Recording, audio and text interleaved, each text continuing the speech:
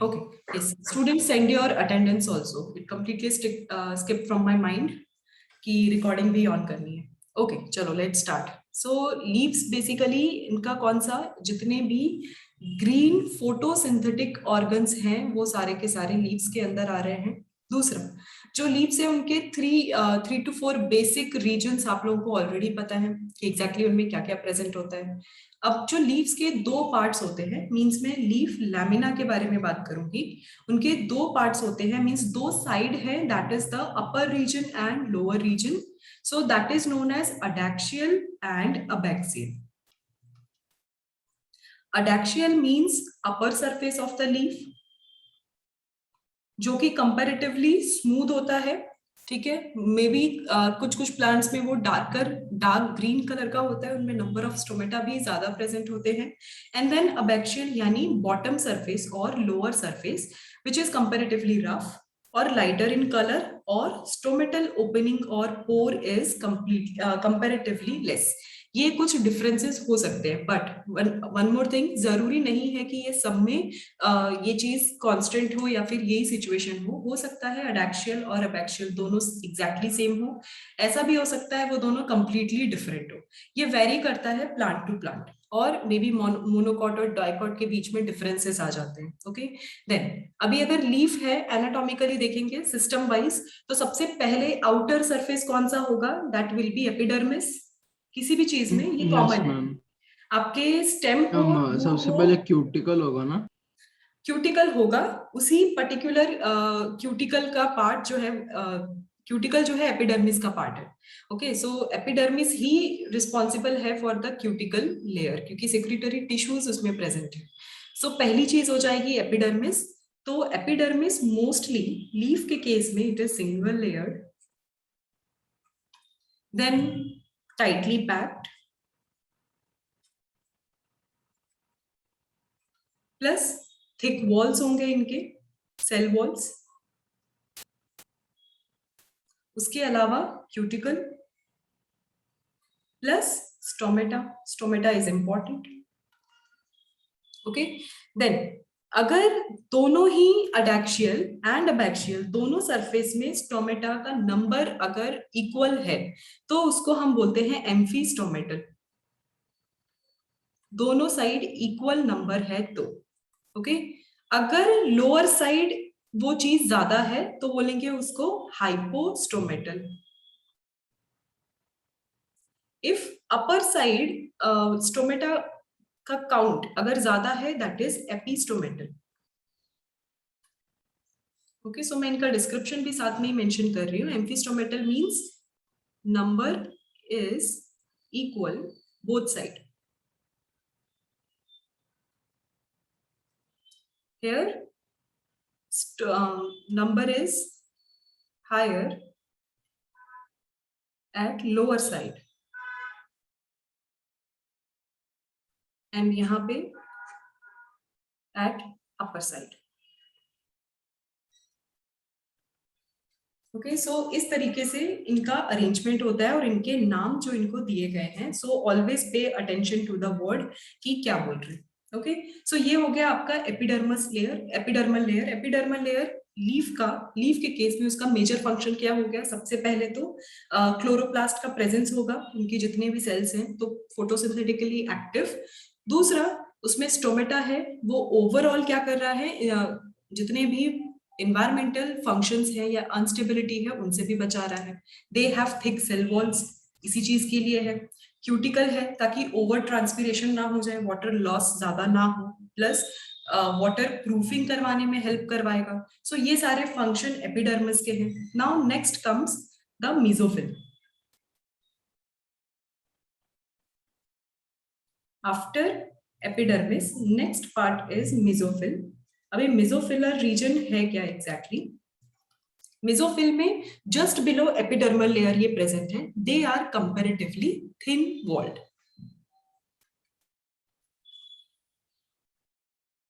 Just below epidermis you can say comparatively thin walled.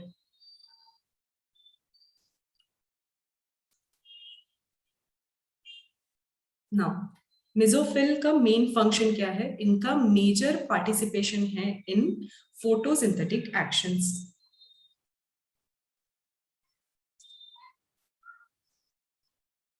अगर photosynthetic actions में ये participate कर रहा है, इट मींस इनके सेल में क्लोरोप्लास्ट का concentration is very high.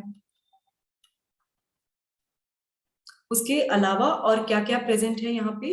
पेरेन्काइमेटस, of course photosynthesis है, क्लोरोप्लास्ट है, तो पेरेन्काइमा ही प्रेजेंट होगा। So ground tissue substance present है यहाँ पे, पेरेन्काइमा। नाउ अभी जो पर्टिकुलर लीफ का लैमिना है, वो लीफ के लैमिना में आप क्या क्या चीजें नोटिस करते हो? नॉट ओनली स्टोमेटा और एक पूरा का पूरा सरफेस ही नहीं, आप मिडरिप भी नोटिस करते हो, वेन्स एंड वेनलेट्स भी नोटिस करते हो। तो veins and yes veinlets ma'am. के कंस्टिट्यूएंट्स भी आपको डिस्कस करने पड़ेंगे कि एग्जैक्टली ये क्या क्या है। सो बेसिकली इनके पास पूरे के पूरे लीफ सेक्शन में जो लैमिनर लेयर है, आउटर लेयर जैसे ही एपिडर्मल लेयर खत्म हो जाता है, उसके बाद मेन टिश्यू सिस्टम, दो टिश्यू सिस्टम्स आपको डिवाइडेड मिलेंगे। मिजोफिलर रीजन में, मिजोफिलर रीजन यानी दीज रीजन्स, यहाँ पे होंगे आपके ground tissue substance, mostly parenchymatous, जिनका काम है major photosynthesis, food storage, food passing and then transpiration और गेशियस एक्सचेंज, इन सब में वो एक्टिव है। दूसरा, जो मिडरिप, वेन्स और वेनलेट्स जो हैं, they are made up of nothing but vascular system. Vascular system किसमें हेल्प करेगा? जो मिडरिप का वस्कुलर सिस्टम है, वो ऑफ कोर्स जो भी खाना वहां पे फ्रेश प्रिपेयर हो रहा है उसका एब्जॉर्प्शन का काम है। So here vascular system is made up of again xylem and phloem. ठीक है, कोलेटरल वस्कुलर बंडल प्रेजेंट है यहाँ पे। कोलेटरल का मीनिंग नाउ एवरीबडी अंडरस्टैंड्स और not? Conjoint, collateral. Yes ma'am. Okay, Yes, ma'am. Yes, ma'am. तो अगर वो सिचुएशन आप समझ रहे हो तो कोलेटरल वस्कुलर बंडल यहाँ पे प्रेजेंट होते हैं। देन उसके अलावा इनमें दो चीज डिवाइडेड है, मींस दो डिफरेंसेस डाइकॉट एंड मोनोकॉट के लीफ के केस में, वेनेशन के केस में आप लोगों को पता ही है। मोनोकॉट में पैरेलल और रेटिकुलर इनका अरेंजमेंट किसी को याद आ रहा है? Venation in monocot? Yes ma'am. Yes ma'am, parallel venation. Sure? Ma'am उसके कुछ एक्सेप्शंस थे। करेक्ट। सो डाइकॉट में मोस्टली रेटिकुलर, सो इनका अरेंजमेंट वेरी करेगा but function is going to be all same. So basically leaves में क्या क्या portions आपने देखे? मेजर पोर्शंस हो गए, दो मेन रीजन्स है, epidermal and mesophyll, plus vascular system और रिब्स आप बोल सकते हो, सॉरी वेनेशंस आप बोल सकते हो। सो वेनेशंस जो है ये तीनों मिलके आपके लीफ की एक्टिविटी फुलफिल करवा रहे हैं। सो इंटरनली लीफ जो है वो ऐसा ही दिखता है। मैं आपको थोड़ी देर में सारा एक्सप्लेन करने के बाद लीफ, स्टेम एंड रूट, फिर मैं आपको पिक्चर्स के थ्रू सारी चीजें फिर से वापस एक्सप्लेन करूंगी ताकि आपको ज्यादा बेटर समझ में आए। But I think you all can imagine कि आउटर लेयर क्या है और उसके इनर लेयर किस तरीके से बने हैं। लीफ कंपैरेटिवली बहुत इजी है, स्टेम और रूट के कंपैरिजन में तो कुछ भी नहीं है, सिर्फ यहाँ पे लेयर्स हैं टिश्यूज के और इंडिविजुअल लेयर के अपने अपने फंक्शंस है, कोई कॉम्प्लिकेशन नहीं है, कोई हाफ एंड हाफ वर्क भी डिवाइडेड नहीं है कि आधा ये कर रहा है आधा वो कर रहा है। सारे जो भी टिश्यू सिस्टम जिस रीजन में है वो कंप्लीट एक टास्क कंप्लीट कर रहे हैं, मीन्स वो फुलफिल कर रहे हैं, that is their only function. So यहाँ पे आपको जंबल अप कुछ भी नहीं करना है। एवरीबडी अंडरस्टूड कि लीफ का इंटरनल स्ट्रक्चर क्या क्या है? Yes, ma'am. Yes, ma'am. Okay, let's move ahead to the next ma'am part. एक second. Yes. 1 minute, ma'am. Okay, okay, waiting. Ma'am, vascular system के आगे क्या लिखा है ब्रैकेट में? Midrib, this portion. So this ma'am leaf के portion is- upper surface को dorsal side भी कहते हैं ना? किसके सरफेस को? अपर, हाँ, करेक्ट करेक्ट करेक्ट। सो आप ऐसे याद रख सकते हो, अडेक्शियल मींस डॉर्सल, तो डॉर्सल अपर सबको याद है, तो वो इस तरीके से आप रिलेट कर सकते हो, क्योंकि आज तो अभी आप समझ गए इस मूवमेंट में, जैसे ही 2-4 दिन हो जाएंगे, 1 हफ्ता 2 हफ्ता हो जाएगा, हम लोग भूल जाएंगे अडेक्शियल एंड अबैक्शियल होता क्या है एग्जैक्टली, या फिर कंफ्यूज होने लगेंगे। सो इस तरीके से अडेक्शियल मींस डॉर्सल, इस तरीके से आप रेफरेंस रखो। Okay ma'am.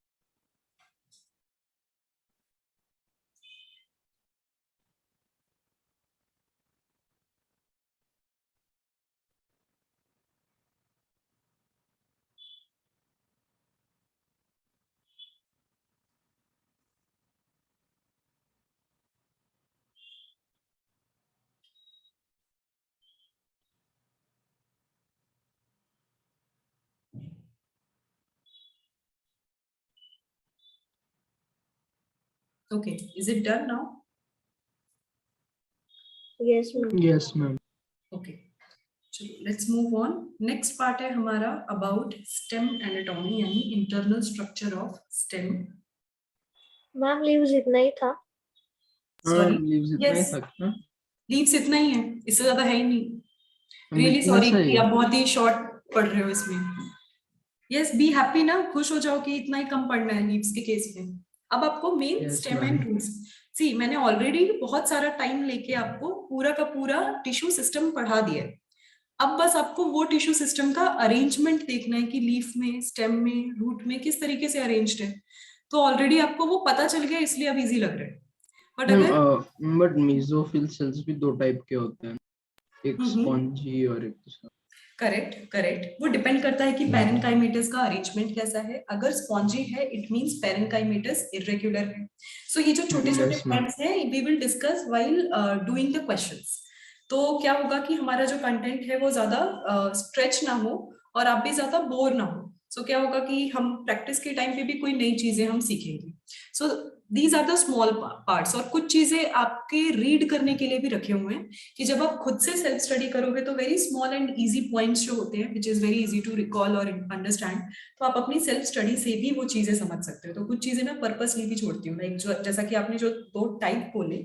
सो मेसोफिलर पार्ट रीजन्स के दो टाइप्स होते हैं डिपेंडिंग मोनोकॉट और डाइकॉट के हिसाब से, that you can easily understand by yourself. अभी स्पॉन्जी का मीनिंग क्या है और रेगुलर का मीनिंग क्या है that you understand.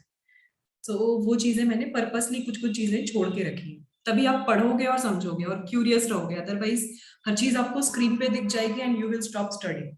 Okay, so okay let's move on about stem anatomy. जब भी कोई चीज, एक और रूल है, आपको जितनी भी एनाटॉमी बताई गई है that is except leaf, stem और रूट के केस में आपको उसका ट्रांसफर सेक्शन दिखाया गया. Everybody understands transverse section I think. Yes, ma'am. Suppose this is the Yes, stem, ma'am.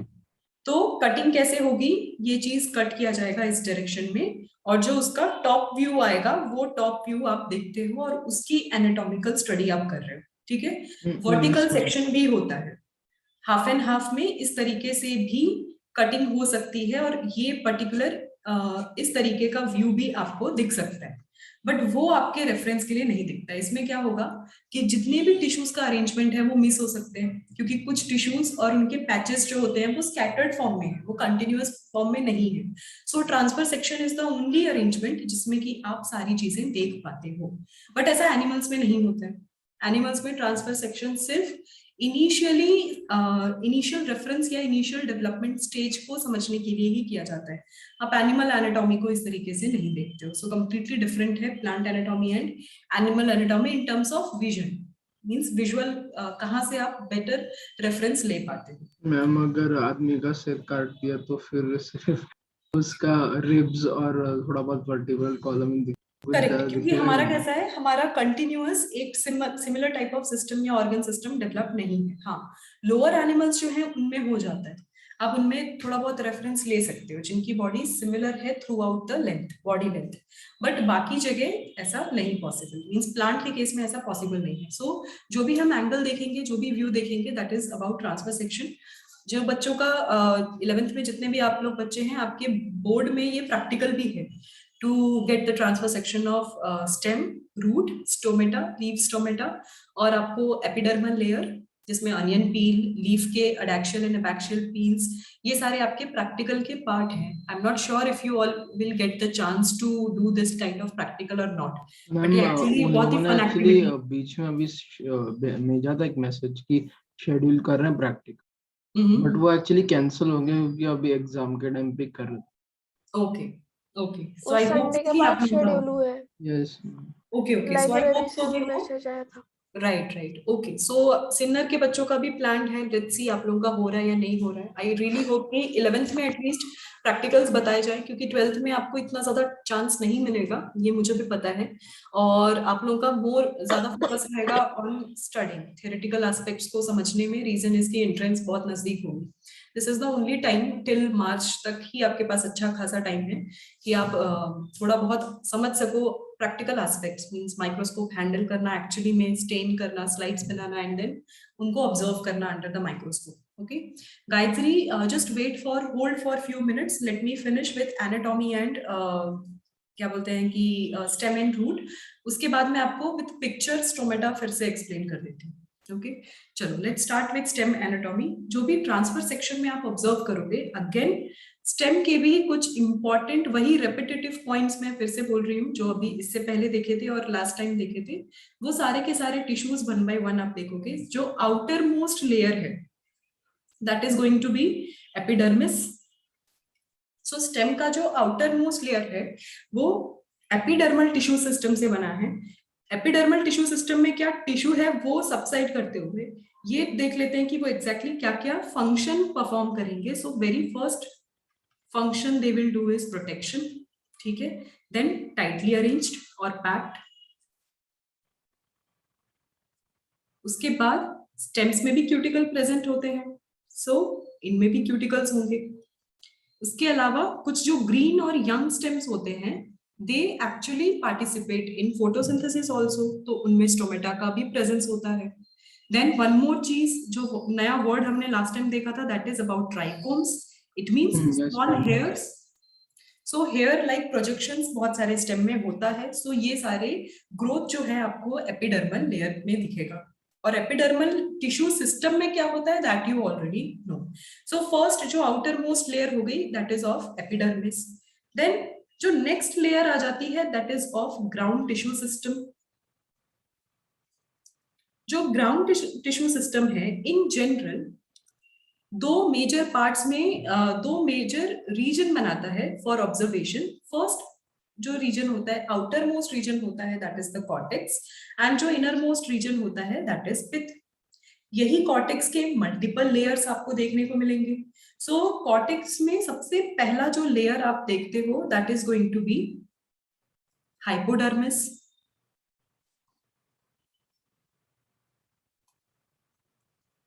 ये हाइपोडर्मिस जो है टिश्यू वाइज अगर हम रेफरेंस में देखें, सो कॉलेनकाइमेटस इन ओरिजिन, बट कॉलेनकाइमेटस किस में रहता है? In dicot. याद आ रहा है कुछ? मोनोकॉट में क्या रहता है? मोनोकॉट में स्क्लेरेनकाइमा. Right, why? क्योंकि मोनोकॉट में कॉलेनकाइमा प्रेजेंट ही नहीं होती. करेक्ट. सो मोनोकॉट में कॉलेनकाइमा इज एब्सेंट, इसीलिए मोनोकॉट में इसका ओरिजिन अलग हो जाएगा. अभी मैं स्टैंडर्ड रेफरेंस आपको डाइकॉट का ही दे देती हूँ ताकि एक बार में आपको समझ में आ जाए. देन आपको मिलेगा जनरल कॉर्टेक्स रीजन. एक ऐसा स्ट्रक्चर, एक स्मॉल रिंग जिसमें कि पेरेन्काइमेटस टिश्यूज प्रेजेंट होते हैं. यही पेरेन्काइमेटस टिश्यूज स्टोरेज के साथ साथ थोड़े और मॉडिफिकेशंस में हेल्प करते हैं. तो इनके पास क्लोरोप्लास्ट तो होता ही है, साथ ही साथ storage plus few of the glands और डक्ट्स और some kind of secretory tissues में भी ये डेवलप हो जाते हैं इफ सपोज प्लांट्स का कोई स्पेशल एक्शन रहा तो. सो that is the function of general cortex. Next जो आपको लेयर मिलेगी that is of endodermis. Ma'am general cortex सिर्फ डाइकॉट में ही होगा ना? यस, मोस्टली डाइकॉट में है. फ्यू एक्सेप्शंस हैं मोनोकॉट के, बट वो आपको अभी कंसिडर नहीं करने. मींस एज पर एनसीईआरटी आपको कुछ भी नहीं पढ़ना है एक्सेप्शंस इस पर्टिकुलर चैप्टर में. सो डाइकॉट के केस में ही आपको जनरल कॉर्टेक्स मिलेंगे. बहुत सारे अभी मैं आगे के लेयर्स बताने वाली हूँ जिसमें कि कुछ लेयर्स जो है वो मोनोकॉट में प्रेजेंट भी नहीं होते. ओके, सो ये एक जनरल मैं आपको पहले ज्यादा बता देती हूँ ताकि मोनोकॉट का कम हम कंपेयर कर सकें. ओके, सो ये जो भी चीजें हैं वो सीक्वेंस है एक डाइकॉट स्टेम का. सो एंडोडर्मिस में अभी इंटरनल लेयर है, तो इसमें अभी इंपॉर्टेंट चीजें क्या होंगी? सबसे इंपॉर्टेंट काम है इसका स्टार्च का स्टोरेज और इन शॉर्ट फूड स्टोरेज. अगर फूड स्टोरेज है तो they are parenchymatous in nature. Few of the sclereids और स्क्लेरेनकाइमा भी प्रेजेंट होते हैं. ओके, एंडोडर्मिस के बाद एक और बहुत ही इंपॉर्टेंट चीज आ जाती है pericycle. Pericycle is a layer between endodermis and vascular system. Pericycle actually fibrous layer होते हैं. So they are made up of certain fibres जो ओवरऑल बाइंडिंग का काम करते हैं. They are present between endodermis and vascular tissues. ये दोनों layers के बीच में पेरिसाइकिल का एक स्मॉल लेयर प्रेजेंट होता है। उसके अलावा जो सेंट्रल पार्ट हो जाएगा that is going to be pith, exactly central part, which is mostly parenchymatous in nature.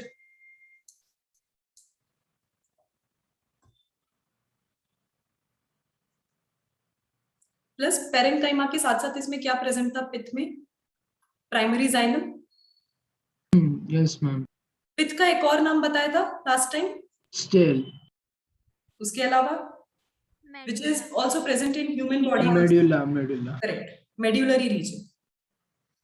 इसीलिए इसमें जो पेरेन्काइमा के रेज रिंग्स प्रेजेंट होती है उसे मेड्यूलरी रेज बोलते हैं। सो ये सारे लेयर्स प्रेजेंट हैं। इसके अलावा जो नेक्स्ट टिश्यू सिस्टम मींस ये हो गया ground tissue system. Parenchyma, collenchyma, sclerenchyma से रिलेटेड जितने भी लेयर्स बन पा रहे हैं या उनमें कोई मॉडिफिकेशंस, उससे रिलेटेड ये बात है। जो नेक्स्ट आप पढ़ोगे that is about muscular tissue system. But एक चीज मैं आप यहाँ क्लियर कर देती हूँ जो लास्ट टाइम नहीं बताया था। सी, अभी आपके माइंड में शायद ये बात आई नहीं होगी, पिथ सेंट्रल पार्ट है और pericycle is a layer between endodermis and muscular tissue system. तो आपको एक बात बता दूं कि पेरिसाइकल के बाद एक्चुअली मस्कुलर टिश्यू सिस्टम आता है, उसके बाद पिथ प्रेजेंट होता है। ओके, मींस एनाटॉमिकली अगर आप अरेंजमेंट देखोगे, अगर आप इमेजिन कर पा रहे हो, shortly I will show you the pictures also, तब आपको समझ में आएगा कि पेरिसाइकल के बाद आपको मस्कुलर टिश्यूज मिलेंगे और उसके बाद सेंटर में पिथ दिखेगा जिसमें कोई डिफरेंशिएशन नहीं है, सिर्फ सेल्स जो है वो अरेंज्ड है एक दूसरे के साथ, कॉम्पैक्टली पैक है। ओके, सो ये एक चीज है, क्योंकि जब हम पढ़ते हैं तो हम ग्राउंड टिश्यू सिस्टम को एक साथ पढ़ लेते हैं, सीक्वेंस पे हम उतना ध्यान नहीं देते। और जब आप डायग्राम देखते हो तो डायग्राम का सीक्वेंस कुछ और रहता है, उनमें स्कैटर्ड टिश्यूज होते हैं तो उनके अरेंजमेंट्स कुछ और होते हैं। तो कभी भी क्या होता है, एनाटॉमी में डिफिकल्टी यहीं पे आती है कि डायग्राम और आपकी थियोरी का सीक्वेंस मैच नहीं करता। तो अगर जो चीज मैच नहीं करेगी तो वो चीज याद भी नहीं रहेगी, ये एक चीज है। तो ये बात मुझे अभी ही आपको क्लियर करनी है। सो पेरिसाइकल का ये एक्सप्लेनेशन आप प्लीज ध्यान में रखो। It is a layer between endodermis and muscular tissue and pericycle के बाद आप पिथ को पढ़ रहे हो, तो मतलब इनके बीच में अभी मस्कुलर टिश्यू पढ़ना बाकी है। So our next will be vascular tissue system. Okay, यहाँ तक सबको समझ में आया? Yes ma'am. Okay, any doubts till here? No doubts. Okay, shall I slide एक One second.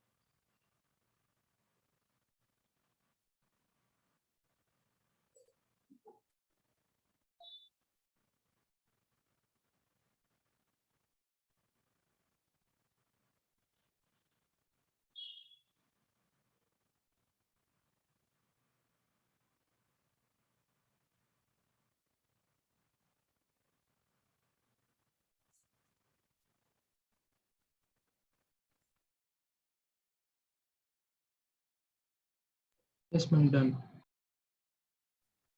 Okay, so next part हो गया हमारा मस्कुलर टिश्यू सिस्टम। टिश्यूज बताने की जरूरत है अब इसमें क्या क्या होंगे?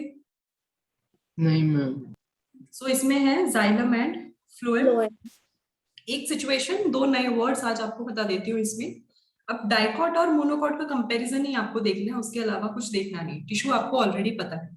डाइकॉट के केस में क्या होता है, जो ये वस्कुलर टिश्यूज हैं या कह लो इनका जो बंडल है, vascular bundle, they are arranged in the form of rings. So इनका जो पैटर्न होता है वो रिंग के फॉर्म में है, रिंग वाला अरेंजमेंट है। और आपको भी पता है कि पेरिसाइकल एंड वस्कुलर टिश्यू ये मिला के इनको स्टेलर सिस्टम भी हम बोल रहे हैं कहीं ना कहीं। सो स्टेलर के अंदर all the parts, pericycle, vascular, pith, कहीं ना कहीं ये सारे के सारे रीजन स्टेलर में आते हैं। सो डाइकॉट में जो ये पर्टिकुलर चीज होगी, इनका अरेंजमेंट होगा, वो स्टेलर के अंदर आ रहा है, इसीलिए इसको हम बोल रहे हैं यूस्टी। ये वर्ड आप देखोगे, you means true, so dicot is comparatively advance than monocot, ये आप लोगों को भी पता है। सो जब मोनोकॉट के कंपैरिजन में ये एडवांस सिस्टम है, इट मींस कि वस्कुलर बंडल्स जो है ये ज्यादा बेटर अरेंज्ड है और इनमें कम्युनिकेशन बेटर है एज कंपेयर टू मोनोकॉट, इसीलिए इसको यू स्टील बोल रहे हैं। और मोनोकॉट के केस में क्या होगा, ये रिंग नहीं है, यानी कंटिन्यूअस चेन नहीं है, इट इज स्कैटर्ड और अलग अलग पैचेस के फॉर्म में प्रेजेंट है, इसीलिए इसको बोलेंगे अ टेक्टोस्टील।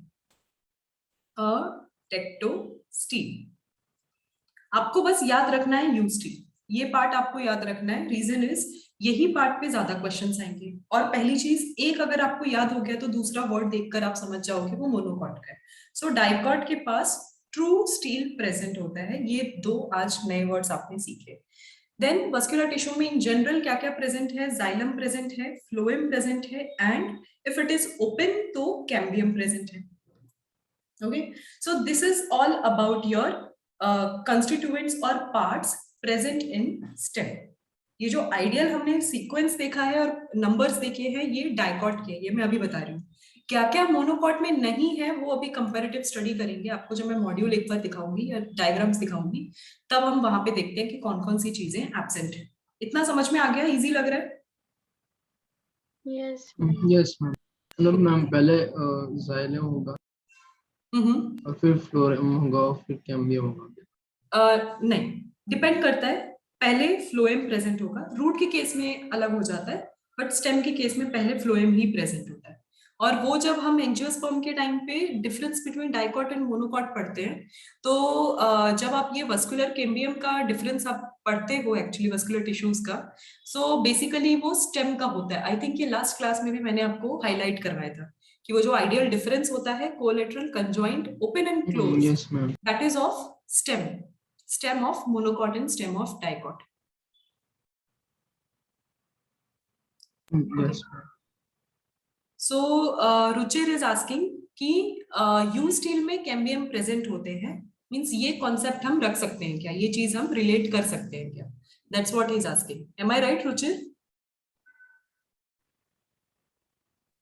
बिकॉज डाइकॉट ओपन है, इट Yes, मींस ma'am. इनमें कैम्बियम प्रेजेंट है, Yes. तो आप बोल सकते हो क्योंकि तीनों कंपोनेंट्स प्रेजेंट है इसीलिए ये ट्रू है। मोनोकॉट लिटिल लेस एडवांस्ड तो उसमें एक कंपोनेंट एब्सेंट है, इसीलिए वो ट्रू स्टील नहीं, आप बोल सकते हो ये चीज। Okay, ma'am. So this is about stem anatomy. Stem anatomy, next हमारा टॉपिक होगा रूट एनाटॉमी। अब जो रूट एनाटॉमी है इट इज एग्जैक्टली सेम, जितना भी आपने अभी तक पढ़ा है स्टेम के केस में वही टिश्यूज रूट में ही है, क्योंकि कंटिन्यूअस एक ही बॉडी है तो अलग अलग चीजें तो हो भी नहीं सकती, बट कुछ टर्मिनोलॉजीज होंगी जो डिफरेंट हो सकती हैं as compare to stem. Let's look into the first all the points की एग्जैक्टली क्या है। सो पहला ही कंपोनेंट डिफरेंट आ गया, जहां पे हम दूसरी जगह पे एपिडर्मिस बोल रहे थे, रूट के केस में हम उसे एपिब्लेमा बोलेंगे। That is the only new word. Epiblema कुछ नहीं है, ये रूट के केस में आउटर मोस्ट लेयर। अगेन आपका एपिडर्मिस ही है ये, बस एक ही चीज है, it is highly dense with root hairs. Root hairs या फिर सेलुलर डेवलपमेंट ऐसा होता है, सेल्स इलोंगेट हो जाते हैं और बाहर की साइड चले जाते हैं फॉर एंकरिंग, फॉर एब्जॉर्प्शन, तो ये चीज की वजह से उसका नाम हम चेंज कर रहे हैं, that is epiblema. So it is also again outer most layer, tightly packed, जैसा कि आपने एपिडर्मिस में देखा था, plus modification of root hair, elongated cells आपको दिखेंगे इसमें। देन दो चीजें हैं रूट के केस में हमने देखा, एक तो नेचुरल रूट होता है जो अंडरग्राउंड, नेचुरली अंडरग्राउंड प्रेजेंट होता है, यही उसका काम है, टुवर्ड्स ग्रेविटी पुल उसको ग्रो करना है।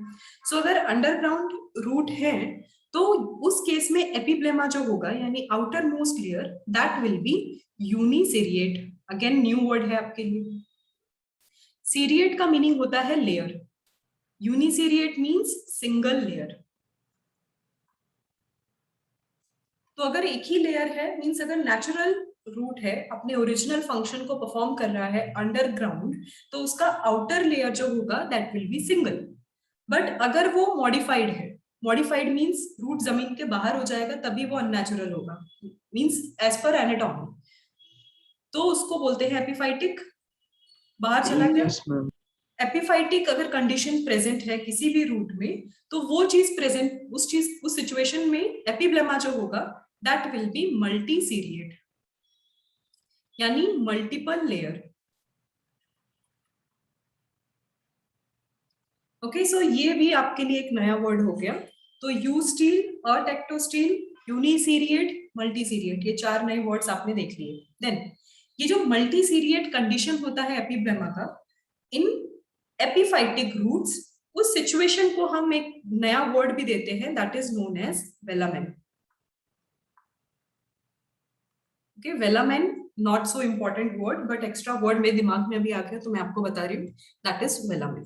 ये कंडीशन हो गई अबाउट एपिब्लेमा, ये आउटर मोस्ट लेयर। नेक्स्ट, अभी एपिब्लेमा यानी और कह लो एपिडर्मिस, उसके जस्ट नीचे कौन सा लेयर होगा? Cortical, so you can call them cortex, cortical layer या कॉर्टेक्स प्रेजेंट है।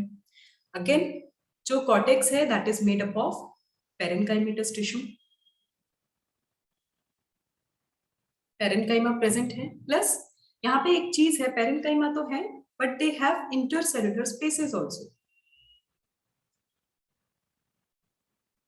इनका मेजर वर्क है, एक चीज होगी बिकॉज पेरेन्काइमा है डजंट मीन कि ये फोटोसिंथेटिक भी होंगे। सो यहाँ पे chloroplast is completely absent. So question क्या आता है? क्वेश्चन आएगा about chloroplast presence in parenchymatous cell. अब पेरेन्काइमेटस सेल कॉर्टेक्स रीजन का बोल देंगे और साथ में रूट लगा देंगे और आप शायद रूट वर्ड स्किप कर दोगे, आप बस देखोगे हाईलाइट हो रहेगा आपका पॉइंट पेरेन्काइमा, और आपने अब तक क्या रटा हुआ है? पेरेन्काइमा के पास क्लोरोप्लास्ट है, फोटोसिंथेटिक पिगमेंट्स हैं, उसका काम फोटोसिंथेसिस के साथ साथ हेवी फूड स्टोरेज है। तो आप भूल जाओगे उस जोश में कि रूट भी लिखा हुआ है और आंसर हमारा गलत हो जाएगा। सो ध्यान रखना है कि रूट या स्टेम क्या पूछ रहे हैं, किसके पेरेन्काइमेटस, कौन से पेरेन्काइमेटस टिश्यू के बारे में पूछ रहे हैं। So here chloroplast is absent, negligible भी नहीं, डायरेक्टली एब्सेंट कंसिडर करो। देन प्लस रूट भी मेहनत करता है, उसे एनर्जी की जरूरत है, so it also store food. इनका मेन वर्क जो है कॉर्टेक्स का that is to store the food. Next, जैसे ही एपिब्लेमा कॉर्टेक्स रीजन खत्म हो जाएगा, अभी यह हाइपोडर्मिस कंडीशन नहीं रहेगी, यहाँ पे अब आ जाएगा एंडोडर्मल कंडीशन। बस यही एक डिफरेंस है, वर्ड्स वही है, कुछ चीजें एब्सेंट है बस रूट में, थोड़ा सिंपल फॉर्म में as compare to stem. So उसके बाद third layer, third inner layer will be endodermis. Endodermis में एक इंपॉर्टेंट चीज होगा that is going to be casparian ring. अब कैस्पेरियन रिंग क्या था, किसी को याद आ रहा है कुछ?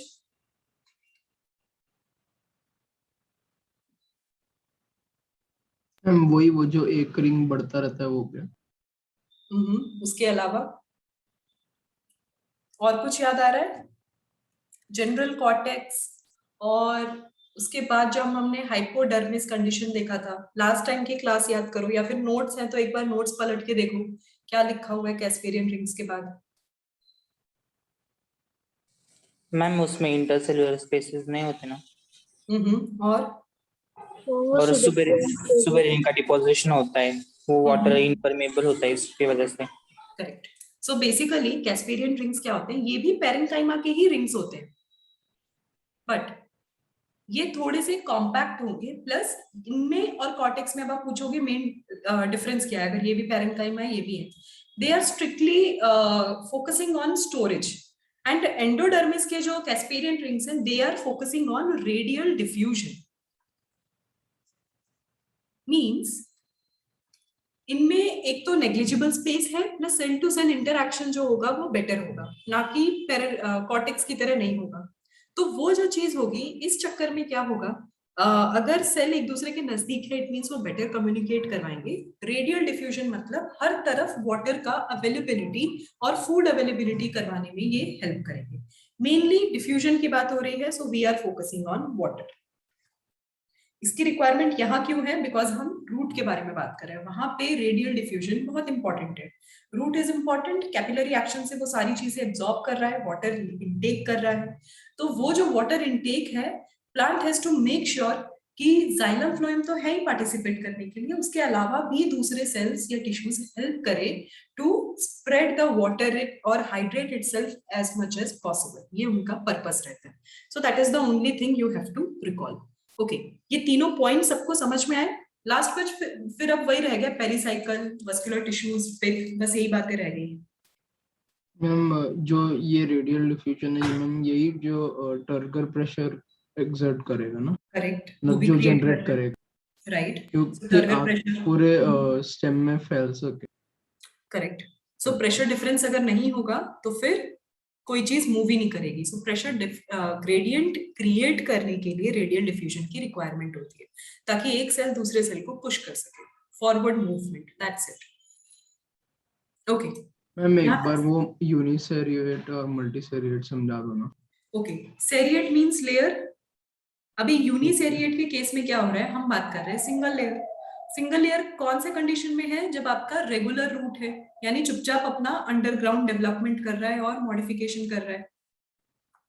अगर अंडरग्राउंड कंडीशन में रूट के साथ कुछ भी हो रहा है, उस सिचुएशन में उसका आउटर मोस्ट लेयर सिंगल ही रहेगा।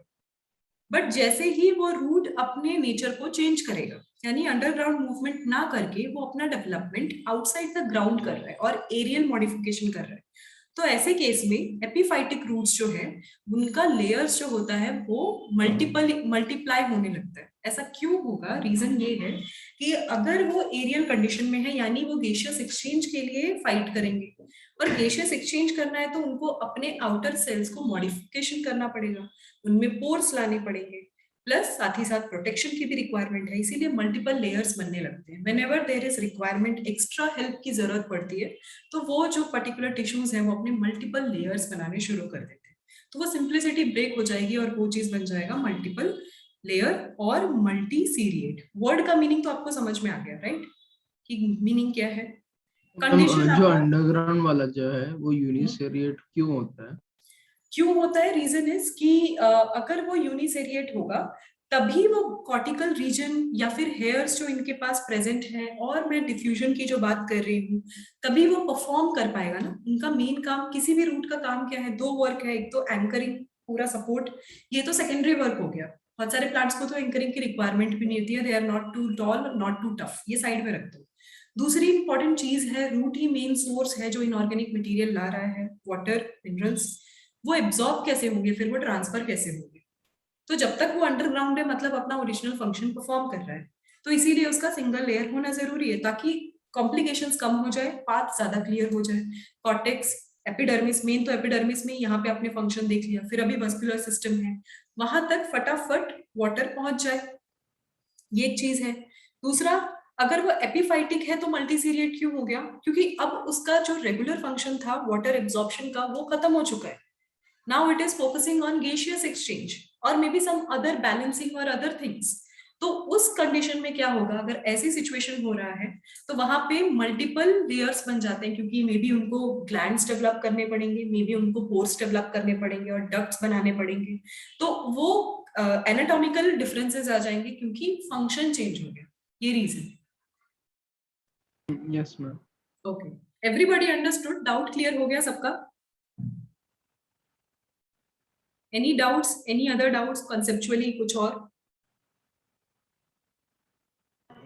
No, ma'am. Okay, shall I change the slide? Yes, ma'am. yes ma'am. Okay. Next हमारा पार्ट रह गया है about another layer या internal layer, that is pericycle. अब pericycle बार बार नहीं बताऊंगी, आपको ही पता है, it is a fibrous layer between, what are the layers जिनके बीच में ये present है?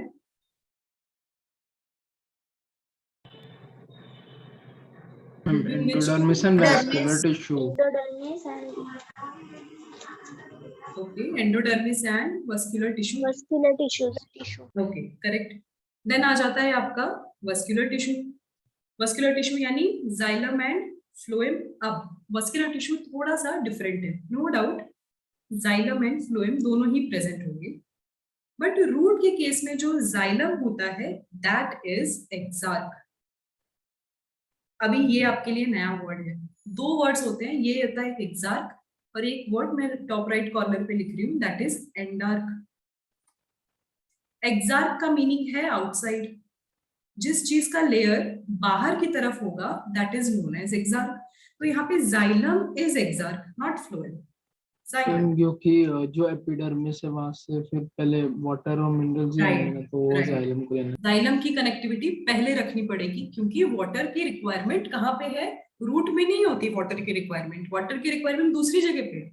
सिमिलरली फूड की रिक्वायरमेंट कभी लीफ में नहीं होती है, फूड की रिक्वायरमेंट तो स्टेम और रूट्स में है। ओके सो ये क्रिस क्रॉस मेथड से, इसीलिए फ्लोएम जो है बाहर की साइड है लीफ और स्टेम में, और जाइलम जो है वो बाहर की साइड है रूट में। दैट्स व्हाई अगर क्वेश्चन आता है, ये ट्रांजिशन कैसे होता है, जैसे अभी फ्लोएम आउटसाइड है स्टेम और लीफ में, बट रूट में तो इनसाइड पे है, तो वो कैसे ट्रांजिट कैसे करे? मे बी वो स्प्रेड हो पॉइंट पे होगा, इंटरसेक्ट हो जाते होंगे। It can be at the point, जैसे लास्ट नोड होता है स्टेम का, स्टेम में आपको पता ही है नोड्स एंड इंटर नोड्स होते हैं। अगर फाइब्रस या एडवेंटिशियस रूट है, यानी जो स्टेम के नोड से जनरेट हुए हैं, जिनका ओरिजिन नोड है एक्चुअली, तो वहां पे वही उनका इंटरसेक्शन पॉइंट होगा जहां पे टिश्यूज का अलाइनमेंट चेंज होने लगेगा। इट मींस एक बहुत ही स्मॉल ऐसा सेक्शन आएगा जहां पे पेरेन्काइमेटस का नंबर बाय डिफॉल्ट ज्यादा होगा। रीजन ये है that you already no now कि कोई भी चीज खराब हो रही हो तो पेरेन्काइमेटस सेल संभाल लेंगे, डिफ्यूजन करवाना हो वो करवा लेंगे, फूड स्टोरेज करवाना हो, क्लोरोफिल बनवाना हो, सब कुछ, फोटोसिंथेसिस करवाना हो, सब करवा लेते हैं वो भी। बस यही है कि इतना सारा लोड नहीं ले सकते। तो एक ऐसा स्मॉल सेक्शन आता है इंटरसेक्शन पॉइंट जहां पे कि हेवी पेरेन्काइमेटस सेल्स प्रेजेंट होते हैं। उसके बाद धीरे धीरे जो लेयर्स और बंडलिंग होती है वो चेंज होने लगती है, मींस व्हाटएवर इज इनसाइड वो बाहर की साइड स्प्रेड होने लगेगा, एंड जो भी बाहर की साइड है वो अंदर की साइड आएगा। और एक ऐसा पॉइंट आएगा, means kind of this is the internal ring, तो ये इस तरीके से स्प्रेड होगा बाहर की साइड, और ये जो बाहर के रिंग्स हैं वो अंदर की साइड इस तरीके से होने लगेंगे। अंडरस्टूड? मींस ये आपको पैटर्न समझ में आ रहा होगा। तो ये एक पॉइंट, ये एक रीजन हो गया जहां पे इंटरसेक्ट हो रही है सारी चीजें। तो यहाँ पे क्या होगा, ये नैरो भी हो रहा है, नैरो हो रहा है मींस यहाँ पे ओवरऑल बाय डिफॉल्ट पेरेन्काइमेटस सेल्स का प्रेजेंस ज्यादा होगा, ताकि वो बचा कुचा डिफ्यूजन बिकॉज ऑफ इंटरसेक्शन, अगर कोई डिसकंटिन्यूटी मेंटेन हो रही है तो वो इंटरसेक्शन में हेल्प करवा सके, मींस फ्लो में हेल्प करवा सके। सो दैट इज द पॉइंट जो आप कह रहे हो, जो आप समझना चाह रहे हो कि रूट में वो अलाइनमेंट चेंज कैसे होता है।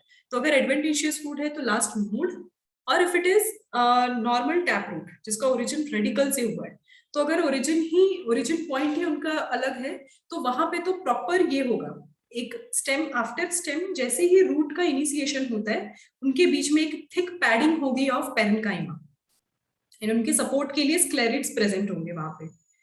तो ये होगा उनका जॉइंट पार्ट, और उसके बाद बाकी स्पेशलाइज्ड टिश्यूज का कंटिन्यूएशन स्टार्ट होगा। So this way it helps. So ये हो गया आपका about muscular tissues.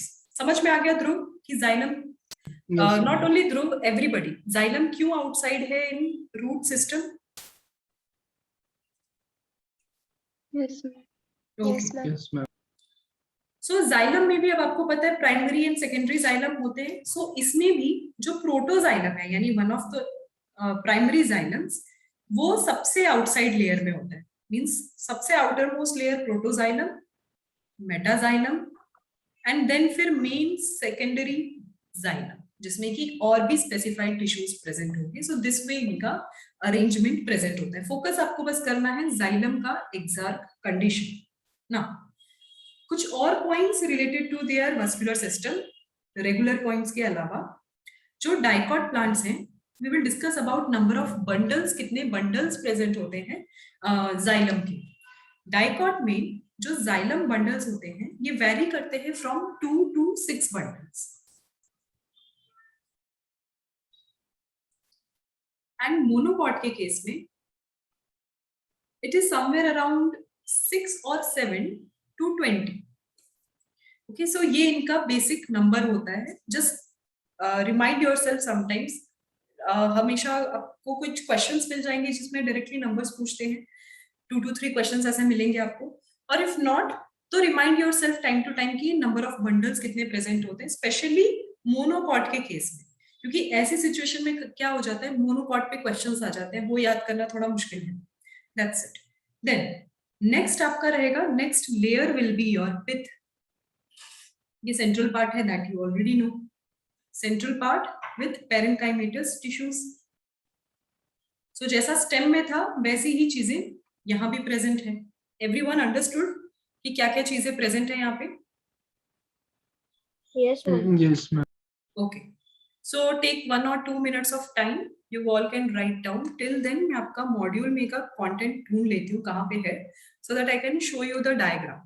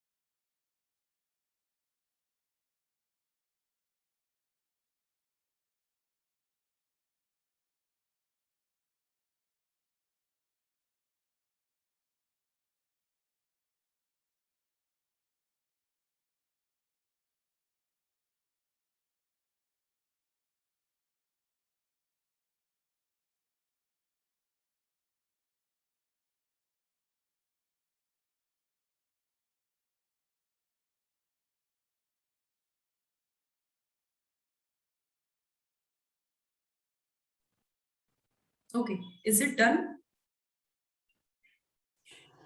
Yes, ma'am. Okay, let me share the diagram. सबको स्क्रीन दिख रहा है? No, ma'am. नहीं? अभी दिख रहा है, अभी दिख Ma'am. Yes, ma'am. Okay, okay. So दो डायग्राम्स है यहाँ पे, A and B, यानी डाइकॉट एंड मोनोकॉट. लीफ का डायग्राम है ये. सो it is a transfer section of leaf. अब यहाँ पे क्या क्या चीजें प्रेजेंट है, ऑलरेडी आपके साथ में डिस्कस कर चुकी हूँ कि क्या क्या चीजें हैं. अब आपको अरेंजमेंट देखना पड़ेगा कहाँ कहाँ है. अडैक्सियल एंड अबैक्सियल, ये दोनों ही केस में दिख रहा है सबको? Yes, ma'am. Okay. Ma'am. Then चीजें बोल रहे हैं कि क्या चीज प्रेजेंट है, मींस स्टोमेटा इज प्रेजेंट और नॉट प्रेजेंट, उसके बारे में डिस्कशन है. देन कहाँ पे exactly xylem and phloem present है. अब एक नई चीज आपको, नया वर्ड देखने को मिलेगा, bundle sheath. Everybody please write down exactly bundle sheath होता क्या है. So basically bundle sheath is nothing but the primary xylem and primary phloem का जो टिश्यू है या उनका जो कॉम्पैक्ट स्ट्रक्चर होता है उसको बोलते हैं बंडल शीट. यही वो बंडल शीट है, यही वो प्राइमरी जाइलम एंड फ्लोएम की टिश्यूज है जो सेकेंडरी या main functional xylem and phloem को प्रोड्यूस करने में हेल्प करते हैं. Okay, so it is a common point, means ये हमेशा यूनिवर्सल रूल रहेगा. जहां भी वस्कुलर टिश्यूज प्रेजेंट हैं, they will be surrounded by bundle sheath. हाँ, ये वेरी कर सकता है कि बंडल शीट का कंटिन्यूअस रिंग रहेगा या बंडल शीट का क्या बोलते हैं कि डिसकंटिन्यूअस या पार्शियल रिंग प्रेजेंट होगा, what ever it is. But उनके नियर बाई में उनको आजू बाजू घेर के बंडल शीट जरूर वहां पे पड़े रहते हैं. ये उनका ओरिजिन ही वहीं पे रहता है. Okay, so this is about this structure कि बंडल शीट एग्जैक्टली क्या होते हैं. नाउ एक स्टेटमेंट के फॉर्म में बता दो. स्टेटमेंट के फॉर्म में let me write for you.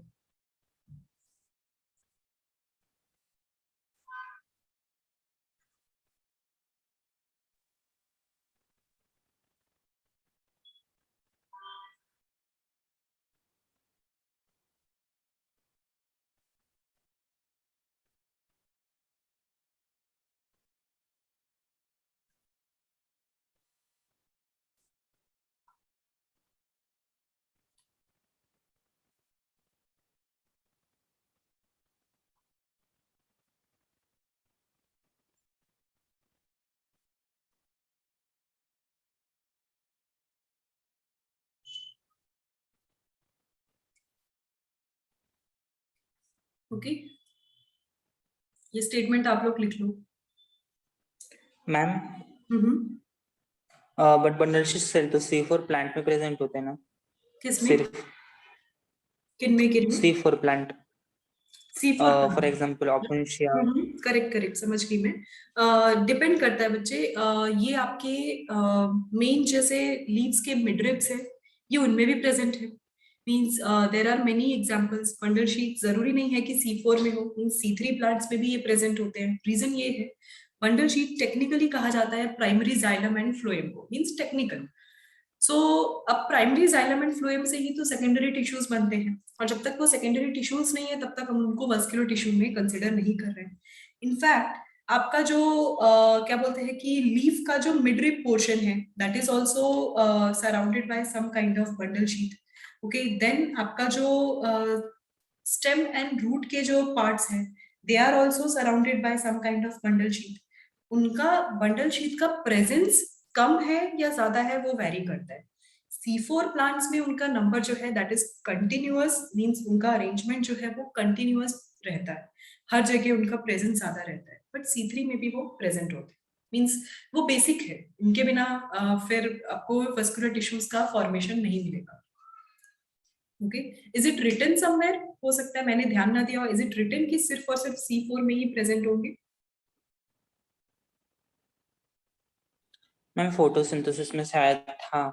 Okay okay, कोई नहीं, मैं एक बार क्रॉस चेक कर लेती हूँ, आप मुझे फिर से वापस रिमाइंड करवाना अबाउट, अगर क्लास में और किसी को भी ऐसा कॉन्सेप्ट मिलता है, क्योंकि कंफ्यूज नहीं होना है, जनरल टर्म्स पे हमें नहीं जाना है, टाइम बाय टाइम हमें और प्रिसाइज इंफॉर्मेशन ही लेनी है।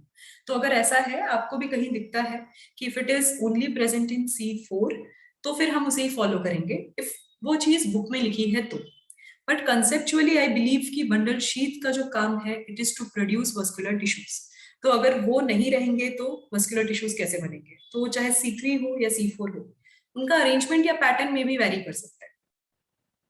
ओके, सो उनके पैटर्न के बेसिस पे मैम वो चीज मिल गया। मैम इधर लिखा है particularly large cell around the vascular bundle of C4 plant are called bundle sheath cells. उधर बोला है पर्टिकुलरली, मींस सिर्फ C4 में।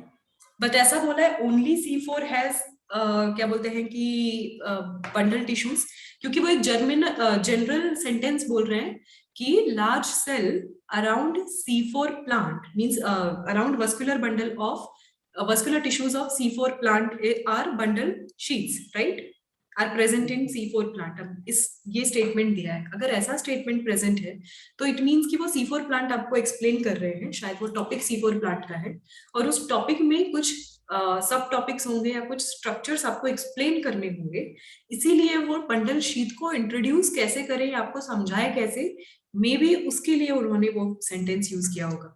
But I don't think so कि C3 में नहीं प्रेजेंट होते। Okay ma'am, let's search also, maybe generalize करने की बजाय एक बार सर्च कर लेते हैं और देख लेते हैं। Yes ma'am. Okay,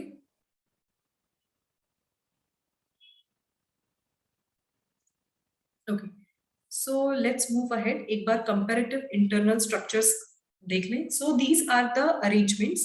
then parenchymatous cells, अब देखो दोनों में डिफरेंसेस कहाँ कहाँ पे हैं, कुछ समझ में आ रहा है, नोटिस कर पा रहे हो क्या डिफरेंस है? मैम कैविटी इसमें जो बेसिकली डाइकॉट में एक साइड पे ही है वो बंडल शीट, तो वहां से ही सिर्फ पास कर रहा है वैस्कुलर सिस्टम। डाइकॉट में कैविटी है डाइकॉट में एकदम बीच में। ओके ओके मैम, डाइकॉट में एयर कैविटी और मोनोकॉट में नहीं है। हाँ Okay. यस मैम, डाइकॉट में कैविटीज है बहुत सारी। ओके, सो वो जो कैविटीज है that is nothing but parenchymatous tissues arrangement. Okay Dhruv, starting में आपने बोला था ना मेसोफिलर रीजन दो टाइप के होते हैं। हाँ यस मैम। तो दिस ग्रीन पार्ट जो आप सबको दिख रहा है दैट इज नथिंग बट, यहाँ पे येलोविश जो दिख रहा है that is nothing but the mesophyll region. Yes, Google पे नहीं बोल रहा, मींस गूगल पे बोल रहा है कि नहीं प्रेजेंट होते C3 प्लांट में। Okay, so basically गूगल का आंसर ना लेते हुए let's research more about the articles. Don't worry, मैं आपके लिए प्रूफ लेकर आती हूँ, क्योंकि क्या होता है गूगल पे किसी आर्टिकल के सेंटेंस का हाईलाइट पॉइंट बताते हैं. जब आप रीड करोगे उस पे सर्च करके पूरा, सो हो सकता है कंक्लूजन में कुछ और लिखा हो. It has already happened with many students also, with me also. So let's do one thing. Let's discuss more about bundle sheet. उनके नाम, उनके फॉर्मेशन चेंज हो सकते हैं, बट बंडल शीट नहीं होंगे, प्लांट्स में ही नहीं होंगे C3, ऐसा नहीं हो सकता. ओके, देखते हैं उनको, मे बी उनका कंसिडरेशन अलग होगा एज पर प्रेजेंस, क्योंकि eight the and C3 C4 जो है उसका रेफरेंस, पॉइंट ऑफ रेफरेंस क्या है? लीफ है, राइट? फोटोसिंथेसिस में आपने पढ़ा है. और C3 C4 का Yes, ma'am. बेसिकली हम कार्बन कंपाउंड यानी उस कार्बोक्सिलेशन के पाथवे के बारे में हम डिस्कस कर रहे हैं. सो वो जो पर्टिकुलर कार्बन कंपाउंड का पाथवे है वो कैसे परफॉर्म हो रहा है, एंड गैसियस एक्सचेंज होता है लीफ में. सो वहां पे जो भी क्या बोलते हैं कि वेवलेंथ ट्रैप करने के जितने भी पिगमेंट्स हैं और जितने भी लोकेशंस हैं उनके बीच के इंटरेक्शंस के बारे में है. तो हो सकता है लीफ के रेफरेंस में वैसा कहा गया हो. और bundle sheath in C3 plant is something else, terminology wise something else. So that can also be possible. But आप सोच के देखो कि प्राइमरी मस्कुलर टिश्यूज या primary xylem and phloem present ही नहीं होंगे, ऐसा तो पॉसिबल ही नहीं हो सकता. फिर वो मस्कुलर टिश्यूज बनेंगे कैसे? उन्होंने दिया है कि C3 प्लांट जो होते हैं ना उनमें पिप कार्बोक्सिलेज प्रेजेंट नहीं है. अगर पिप कार्बोक्सिलेज प्रेजेंट नहीं है तो फिर CO2 जो गैस है वो एक्सेप्ट करने के लिए मोलेक्यूल नहीं है. इस वजह से प्रेजेंट नहीं है, ऐसा बोलना है उनका. ओके बच्चे, जब आप सर्च कर रहे थे मैंने भी एक पॉइंट सर्च किया है. सी आई हैव अ पॉइंट, मैं आपको स्क्रीनशॉट भेज दूंगी थोड़ी देर में. C3 plant has Chloranchimatous bundle sheath. It is written. So it can vary. Means हो सकता है, वही मैंने कहा, टर्मिनोलॉजीज वेरी हो गई, Chloranchimatous वर्ड लगा दिया, but bundle sheath is present. Okay, हाँ ये हो सकता है लीफ में उसका प्रेजेंस और एब्सेंस वेरी कर रहा होगा in C3 and C4. That can be there. Continuous या डिसकंटिन्यूअस पैटर्न होगा, देन बंडल शीथ का लोकेशन नेग्लिजिबल होगा, या फिर उनका प्रेजेंस जो होगा वो कहीं और लोकेटेड होगा. दैट कैन वेरी, वो चेंज हो सकता है, दैट इज एक्सेप्टेबल. और C4 प्लांट क्या बोलते हैं कि सबसे ज्यादा फोकस किया जाता है, मीन्स C4 का डिटेल आप ज्यादा बेटर पढ़ते हो, so it can be possible.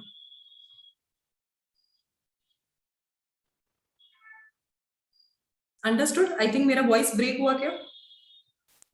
Yes, Yes, ma'am. Yes, ma'am. yes, ma'am. Yes, ma'am.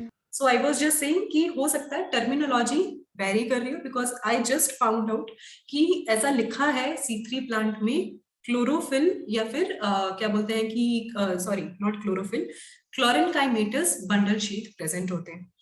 सो वही मैं कह रही हूँ, हो सकता है थोड़ी टर्मिनोलॉजी वेरी कर रही होगी, but it is present in both C3 and C4. But book में अगर जनरल ऐसा स्पेसिफिक लिखा है ओनली प्रेजेंट इन C4, तो आप फॉलो करो, डेफिनेटली उस चीज को फॉलो करो, बट थोड़ा सा कंसेप्चुअली फिर जाने की कोशिश करो. एक अंडरस्टैंडिंग रख लो कि बंडल शीथ का मीनिंग क्या है और वो कहाँ पे प्रेजेंट होते हैं, कहाँ पे नहीं होते. ये आप कर सकते हो. That is the only solution. Okay Pankaj, satisfied with the answer और not? Let's find out more. Ma'am जो आप स्क्रीन पे दिखा रहे हो मैम, उसमें बंडल शीट को 4th पॉइंट लिखा है मैम. मैम देखो उधर भी लिखा हुआ है. ओके, जस्ट अब. Here made up of parenchyma. हाँ यस मैम, वही. ओके, उसमें ही शायद क्लियर हो जाएगा. राइट. सो टिश्यू कंस्टिट्यूएंट इसमें वेरी कर रहे हैं, but they are present at the end. Okay, yes तो मैम. यहाँ पे भी ये पॉइंट्स लिखे हैं, बट इन जनरल भी है. ओके, देन अभी जो ग्रीन पार्ट में अब कहाँ पे थी, मिजोफिलर रीजन. मिजोफिलर रीजन जो दो टाइप के आप बोल रहे थे, that is about spongy and palisade. जो आपको बहुत सारी कैविटीज यहाँ पे दिख रही है इन मोनो इन डाइकॉट. सो यहाँ पे क्या हो रहा है, स्पॉन्जी मिजोफिल मतलब कि जो पेरेन्काइमेटस टिश्यूज है उनका इरेगुलर अरेंजमेंट है with more intercellular spaces, that is called spongy. उसके नाम से ही आपको समझ में आएगा. एंड पेलिसेड अरेंजमेंट मतलब टाइटली इलोंगेटेड बॉडी जो होती है उनके लेंथ के एडजेसेंट जो भी अटैचमेंट होता है, that is palisade. So palisade यानी जो पेरेन्काइमेटस टिश्यूज हैं वो इलोंगेट हो चुके हैं एंड कॉम्पैक्टली अटैच्ड हैं विथ वेरी फ्यू और negligible intercellular spaces. That is the difference in mesophyll region. Mesophyll के बाद वस्कुलर टिश्यू था, यहाँ भी प्रेजेंट है, एंड यहाँ पे enlarged vascular system. Comparatively enlarge muscular system आपको देखने को मिलेगा. So these are the diagrammatic arrangements जो आपको बताना था अबाउट लीफ.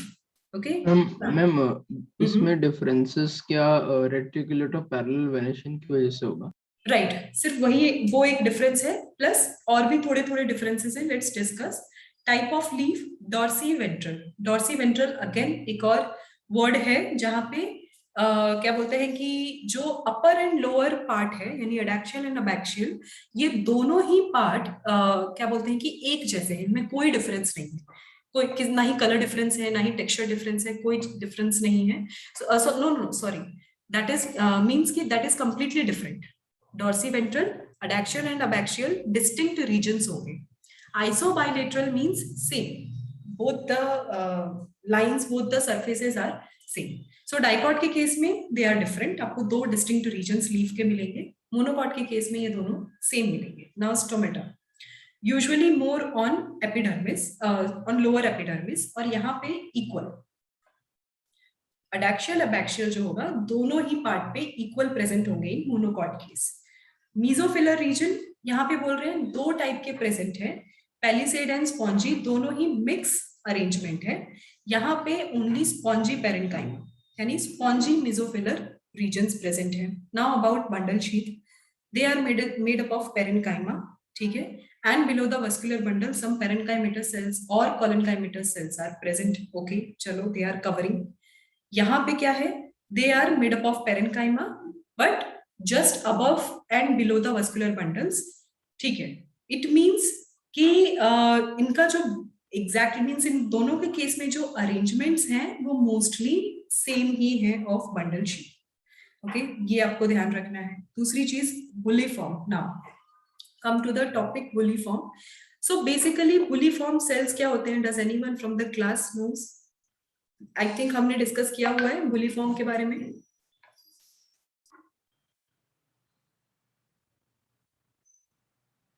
बेसिकली bulliform को मोटर भी कह रहे हैं. मोटर वर्ड से कुछ अंदाजा लगाने की कोशिश करो. मतलब क्या वहां से वाटर अंदर आएगा क्या? ओके, कंसिडर कर सकते हैं. Let's see.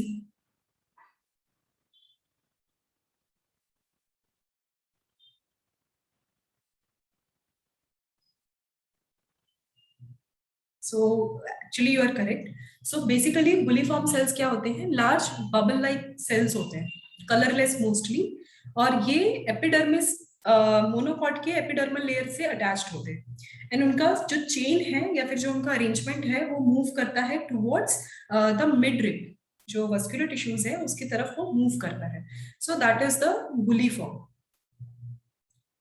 I am not sure इस डायग्राम में दिया हुआ है कि नहीं दिया है. मैम वो ग्रासेस में प्रेजेंट होता है ना? यस, कह सकते हो. जो भी मोनोकॉट होगा उनमें प्रेजेंट होंगे, उनके एपिडर्मल लेयर में प्रेजेंट होंगे, वहां से अटैच्ड होंगे, जितने भी हैं सारे. Okay, so that is the bulliform. ये एक एक्स्ट्रा है, अगर नहीं पता तो वो भी लिख लो. They are large bubble like colourless cells जिनका काम है water absorption and means shrink करते हैं, एब्जॉर्ब करते हैं, और यही कंटिन्यूअस मूवमेंट करवाते हैं ताकि आउटर रीजन से जाइलम तक वाटर आ पाए इफ इट इज रिक्वायर्ड, और जाइलम से बाहर चला जाए और स्टोमेटा तक वो वाटर को लेके जा पाए. सो इस टाइप के मूवमेंट में वो हेल्प करते हैं. तो क्या फिर जो ड्यू है उसको भी अंदर ले लेंगे? डिपेंड करे, नहीं उनको अंदर नहीं लेंगे, बिकॉज इफ प्लांट को रिक्वायरमेंट नहीं है तो कभी नहीं होगा ऐसा. जीरोफिटिक कंडीशन में ऐसा हो सकता है. ओके, वहां पे ऐसा प्रेजेंट हो सकता है जीरोफिटिक कंडीशन में, बिकॉज वाटर की कमी होती है. सो उनको रिक्वायरमेंट है वैसी. Okay, let's move on. Let's next structure से पहले कुछ डिफरेंसेस देख लेते हैं. डाइकॉट एंड मोनोकॉट स्टेम के बीच में डिफरेंस. ओके, सो पहली चीज, क्या क्या चीजें एब्सेंट है यहाँ पे मोनोकॉट में? एंडोडर्मिस, पेरिसाइकल, मेड्यूलरी रेस, पिथ. कितनी चीजें हो गई? 4 तो एब्सेंट हो गए मोनोकॉट में, और मैंने आपको सारे के सारे आपको एक बार पढ़ा दिया. इसी सीक्वेंस में आपको सारी चीजें बता रखी. तो ये बताना था कि एग्जैक्टली मोनोकॉट में क्या क्या चीजें प्रेजेंट है, यानी अननेसेसरी जितने भी स्टार्च के लेयर होंगे, फालतू स्टोरेज लेयर्स हैं, वो सारे के सारे एब्सेंट है. जिनका काम नहीं है वो है ही नहीं मोनोकॉट में. So monocot is actually very easy and simple, dicot ही थोड़ा कॉम्प्लिकेटेड है। अदरवाइज बाकी सारी चीजें उनमें भी प्रेजेंट है, यहाँ पे भी। ध्यान क्या रखना है आपको, जो पॉइंट्स याद रखने हैं, that is the difference in the vascular bundles. Now I told you कि यहाँ पे मोनोकॉट के केस में वो स्कैटर्ड है, डाइकॉट के केस में उनका रिंग है। ये कंजॉइंट, कोलेटरल, क्लोज्ड, ये ऑलरेडी आपको पता है। उसके अलावा कुछ और चीजें, bundle sheath is present, then phloem parenchyma is absent. Okay, यहाँ पे फ्लोएम पैरेन्काइमा प्रेजेंट है। अच्छा, एक और क्वेश्चन आप सबके लिए, फ्लोएम पैरेन्काइमा और किस किस में एब्सेंट है मोनोकॉट के अलावा, और किसी में एब्सेंट है? Pteridophyta. Are you sure? Let's find out, let's consider it as your homework question. पता करके आओ कि फ्लोएम पैरेन्काइमा किस में एब्सेंट है, याद दिलाना। ओके, सो ये पॉइंट्स आपको डिफरेंस में, वस्कुलर बंडल्स का आपको स्टेम के केस में उनके बीच का डिफरेंस, प्लस कौन से और एनाटॉमिकल लेयर्स एब्सेंट हैं वो ध्यान रखना है इन मोनोकॉट। सो बेसिकली मोनोकॉट में, जिम्नोस्पर्म्स में एब्सेंट होगा क्या? Okay, so this is your homework. अगर मैं हाँ बोल दूंगी या ना बोल दूंगी तो आप उसकी वजह से एनालाइज कर लोगे, बाकी बच्चे मेहनत नहीं करेंगे। So consider this as your homework question कि और कौन से दूसरे डिविजन्स में या दूसरे टाइप के प्लांट्स में फ्लोएम पैरेन्काइमा एब्सेंट है। लेट्स सी, मैं वो हो सकता है किसी में भी ना हो। डाइकॉट में बोल रहा था कि बंडल शीट नहीं है नीचे। Okay okay, you are talking about this point, bundle sheath is absent yes in ma'am. dicot stem. Okay, it can be possible, हो सकता है इनका लोकेशन कहीं और हो, वहां से वो ग्रो करते हो, या फिर इनका ग्रोथ करने का, मस्कुलर टिश्यूज के ग्रोथ का पॉइंट कुछ और होगा, that can be possible, completely possible. So monocot में कौन कौन से मेजर लेयर्स होंगे? Epidermis, hypodermis, cortex and vascular bundles directly. So only 4 layers are present in monocot. Now let's come to the diagram कि exactly ये कैसे दिख रहे हैं। ये अगर ट्रांसफर सेक्शन आपको मोस्टली दिखेगा इस तरीके से। अच्छा, बिफोर सबने लेबलिंग देखा क्या, कौन सा वाला पार्ट किसका है? नो। सो अभी जो डिस्कस किया, कैन यू अंदाजा लगा सकते हो कि एग्जैक्टली कौन सा किसका होगा? कौन सा डायग्राम ए एंड बी में से?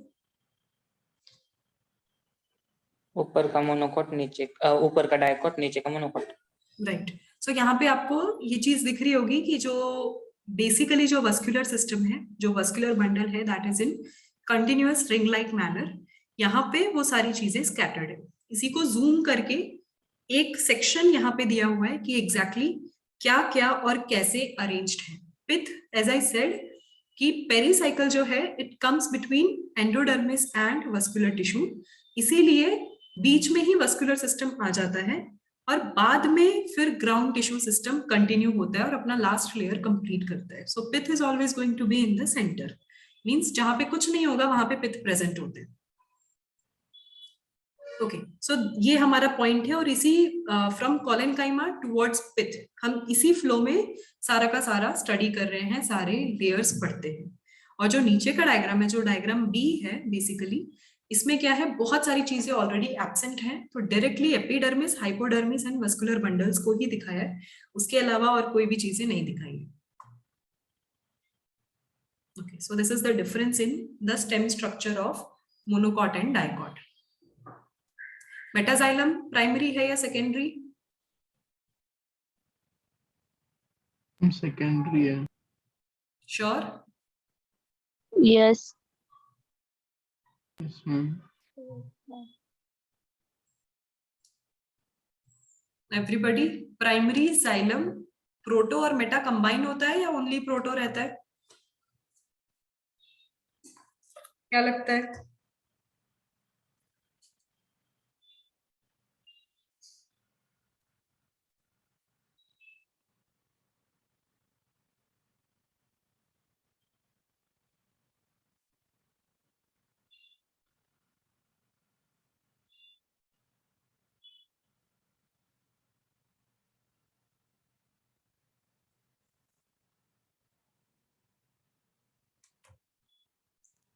Anyone else?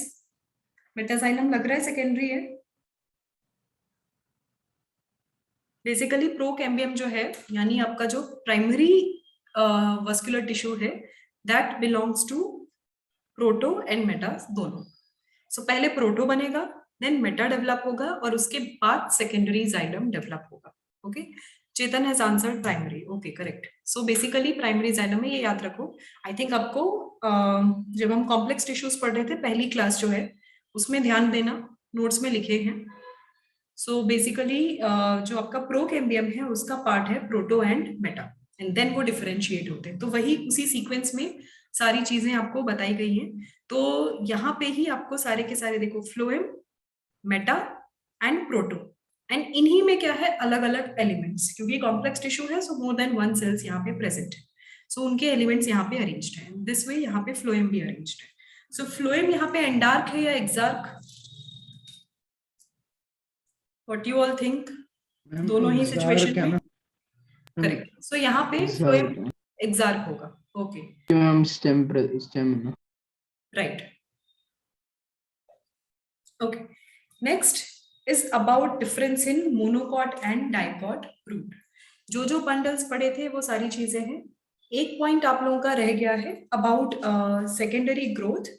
वो ये means that is a very small point, वो बहुत बड़ा पॉइंट नहीं है बट स्टिल मैं आपको ये डायग्राम होने के बाद फिर आपको एक्सप्लेन करती हूँ। ओके, सो यहाँ पे डिफरेंस पॉइंट्स क्या क्या है? पहली चीज about pericycle. So pericycle basically कहाँ है? डाइकॉट के केस में give rise to secondary roots and lateral meristem, और यहाँ पे सिर्फ मोनोकॉट में सिर्फ और सिर्फ लेटरल रूट्स के लेटरल रूट्स को ही डेवलप करवा रहे हैं। देन यहाँ पे बोल रहे हैं वस्कुलर बंडल्स आर डाइआर्क टू हेक्सार्क। अभी ये जो नंबर्स हैं ये क्या है? ये नंबर्स आपके लिए न्यू होंगे। वस्कुलर बंडल्स अभी मोनोकॉट और डाइकॉट के केस में आपको नंबर लिखवाया था 2 to 6, 6 to 20। सो बंडल्स अगर एक होगा तो उसको मोनार्क बोलेंगे। जो हेक्सा, पॉली, डाई और बाय ये सारे वर्ड्स अगर यूज हो रहे हैं, ट्राई, टेट्रा ऐसे करके वर्ड्स यूज हो रहे हैं, मतलब आर्क मींस एक बंडल। तो वस्कुलर बंडल अगर एक है तो मोनार्क, अगर दो है तो डाइआर्क, और अगर 6 है तो हेक्सार्क। सो इसीलिए यहाँ पे वस्कुलर बंडल्स डाइकॉट के केस में 2 to 6 लिखवाया था, सो डाइआर्क टू हेक्सार्क बोल रहे हैं। तो that is 2 to 6। And next monocot के केस में बोला था 6 to 20। अब 20 हो गया तो 20 आर्क तो नहीं बोलेंगे, इसीलिए पॉली आर्क सिचुएशन है। सो हेक्सार्क टू पॉली आर्क सिचुएशन। सो अगर 7 से ज्यादा है तो उस कंडीशन को पॉलीआर्क जनरली बोल दिया जाता है। ओके, सो ये कंडीशन, ये डिफरेंस जो ऑलरेडी आपको बताया वो लिखा है।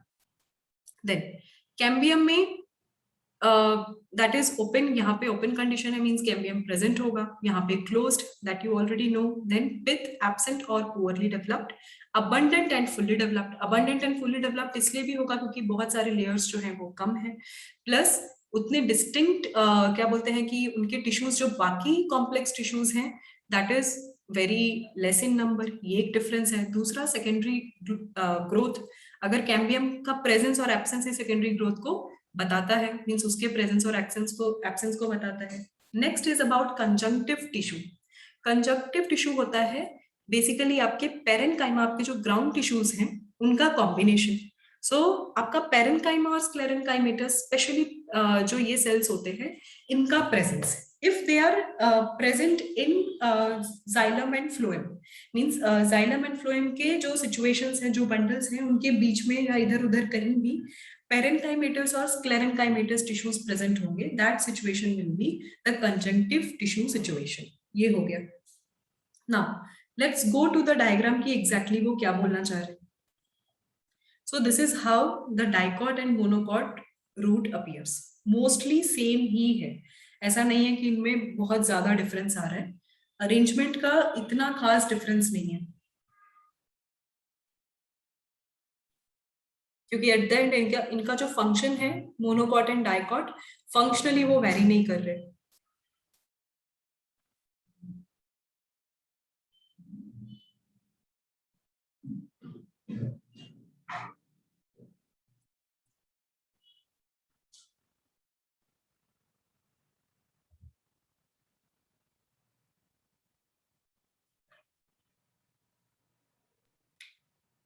ओके, सबको डायग्राम समझ में आया? यस जो लेयर्स आप पढ़ रहे हो वही लेयर्स हैं, पहली चीज। और दूसरा, इनके डायग्राम्स को बनाने में टाइम वेस्ट मत करना।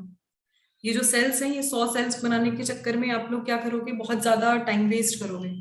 बनाओ, एक बार तो क्लास में बनाना ही पड़ेगा क्योंकि बच्चों को इरिटेट करने में भी मजा आता है। सो एक बार कभी आपको होमवर्क दूंगी तब बनाना है, अभी बैठ के नहीं बनाना। या फिर रिसेंटली अभी आप चैप्टर के कॉन्सेप्ट समझने में फोकस करो, डायग्राम को देख के उसकी अंडरस्टैंडिंग रखो, फिलहाल अभी मत बनाओ। When I will give you the homework, मुझे लगेगा आपके पास उतना टाइम है, then I will definitely give you that kind of homework, तब आप ड्रॉ करना है इसको। So I am expecting everybody कि स्पेशली 11th के स्टूडेंट्स जितने भी हैं, दो चीज करनी है क्योंकि बोर्ड भी मैं ही आपका ले रही हूँ। तो आपको, आपके लिए एक होमवर्क ये है, large homework, go to your board chapter कि एग्जैक्टली बोर्ड में क्या क्या वो चैप्टर्स आपको पढ़ाए गए हैं, मीन्स उसमें क्या क्या टॉपिक्स है। कंपेयर विद द एनसीईआरटी, आपको कंसेप्चुअली या टॉपिक वाइज एनसीईआरटी से कंपेयर करना है। कंपेयर करने के बाद जो चीजें एनसीईआरटी में नहीं है या आपको लगता है कि बोर्ड में ज्यादा है या टर्मिनोलॉजी कॉम्प्लिकेटेड है, वो आपको नोट डाउन करना है। It's everybody's homework, everyone you have to do that. In fact Pankaj, अगर आप भी करना चाहते हो, you can do, so that आप, मुझे हाईलाइट हो जाएगा कि एग्जैक्टली क्या है। बट सिंस आपका बोर्ड का कोई लेना देना नहीं है 11th के बोर्ड का, आपका फोकस सिर्फ 11th की एनसीईआरटी पे है, सो आई वोंट सजेस्ट कि आप ज्यादा टाइम वेस्ट करो, but still if you can help me out then you can perform. But बाकी जितने भी 11th के बच्चे हैं, यू हैव टू डू। अगर आप नहीं करोगे then I won't take the next class. तो यही करना है आपको, you have to compare both the content, क्योंकि ये आपने पूरा का पूरा देख, मतलब सारे चैप्टर्स का? सारे नहीं, सिर्फ दिस चैप्टर एनाटॉमी। मैंने आपको अभी तक Anatomy। मॉर्फोलॉजी बोला ही नहीं।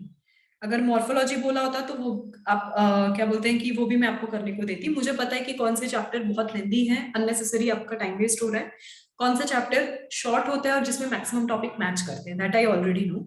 तो इसीलिए वही चैप्टर्स भी मैं आपको देने वाली हूँ, क्योंकि आपको भी पता है कि मैं आपको वही चीज डबल मैम पढ़ा मेरे के को भी आपका टाइम लगता है वेस्ट कि नहीं करूँ। मैक्सिमम चीजें सेम ही आ रही है। राइट, मुझे भी यही लगता है, मैक्सिमम चीजें सेम है। कुछ चीजें क्या है कि उनकी टर्मिनोलॉजी से उनका पैटर्न वेरी किया गया है बोर्ड में, दैट्स इट। उससे ज्यादा कुछ नहीं है। कुछ चीजें कट शॉर्ट की गई होंगी एज पर नीट और बोर्ड का, अगर कंपैरिजन करा जाए इन डेप्थ टॉपिक का, अदरवाइज बाकी सारी चीजें सेम है। So everyone can do that. कर लोगे इतना तो क्या होगा यस कि मैम। बोर्ड की क्लास, ऑफलाइन क्लासेस में हम बेटर प्रैक्टिस करेंगे, डाउट क्लियर करेंगे, रादर देन वही टॉपिक वापस रिपीट करने की बजाय। Okay, so we can do that also. तो वो आप ट्राई करो, देखो कि मैम कौन तो कौन सी चीजें आपको हैं। हेल्प हो जाएगा कि जो एक्स्ट्रा है आप उसे मेरी नहीं हेल्प पढ़ा से पाए? ज्यादा आप लोगों का हेल्प हो जाएगा, आप बोर नहीं होगे। वरना मुझे पता है बोर्ड में कोई नहीं आएगा, फिर ऑफलाइन क्लासेस में कोई नहीं आएगा, कोई बैठेगा ही नहीं। सो मुझे चाहिए कि आप लोग उतने ही इंटरेस्टेड रहो, एंगेज रहो। प्लस अभी तक मैंने आपको एक भी डिफिकल्ट होमवर्क दिया ही नहीं है, अभी तक नहीं दिया इतने महीनों में। सो अब थोड़ा थोड़ा आपको काम पकड़ाना पड़ेगा। And everybody has to send me, means note लिख के फोटो भेजो अलग टॉपिक्स का, क्लास स्टार्ट होगी तो चैट में भेजो, कॉल करके बताओ, जैसे भी है। एवरीबडी, कितने स्टूडेंट्स हैं टोटल? 28 स्टूडेंट्स आई गेस हैं, 28-29 students. So you all have to tell me, 29 messages या कॉल्स तो आई जाने चाहिए मुझे। Okay, so that is your homework. Next, अभी बस एक छोटा सा टॉपिक रह गया है हमारा सेकेंडरी ग्रोथ का।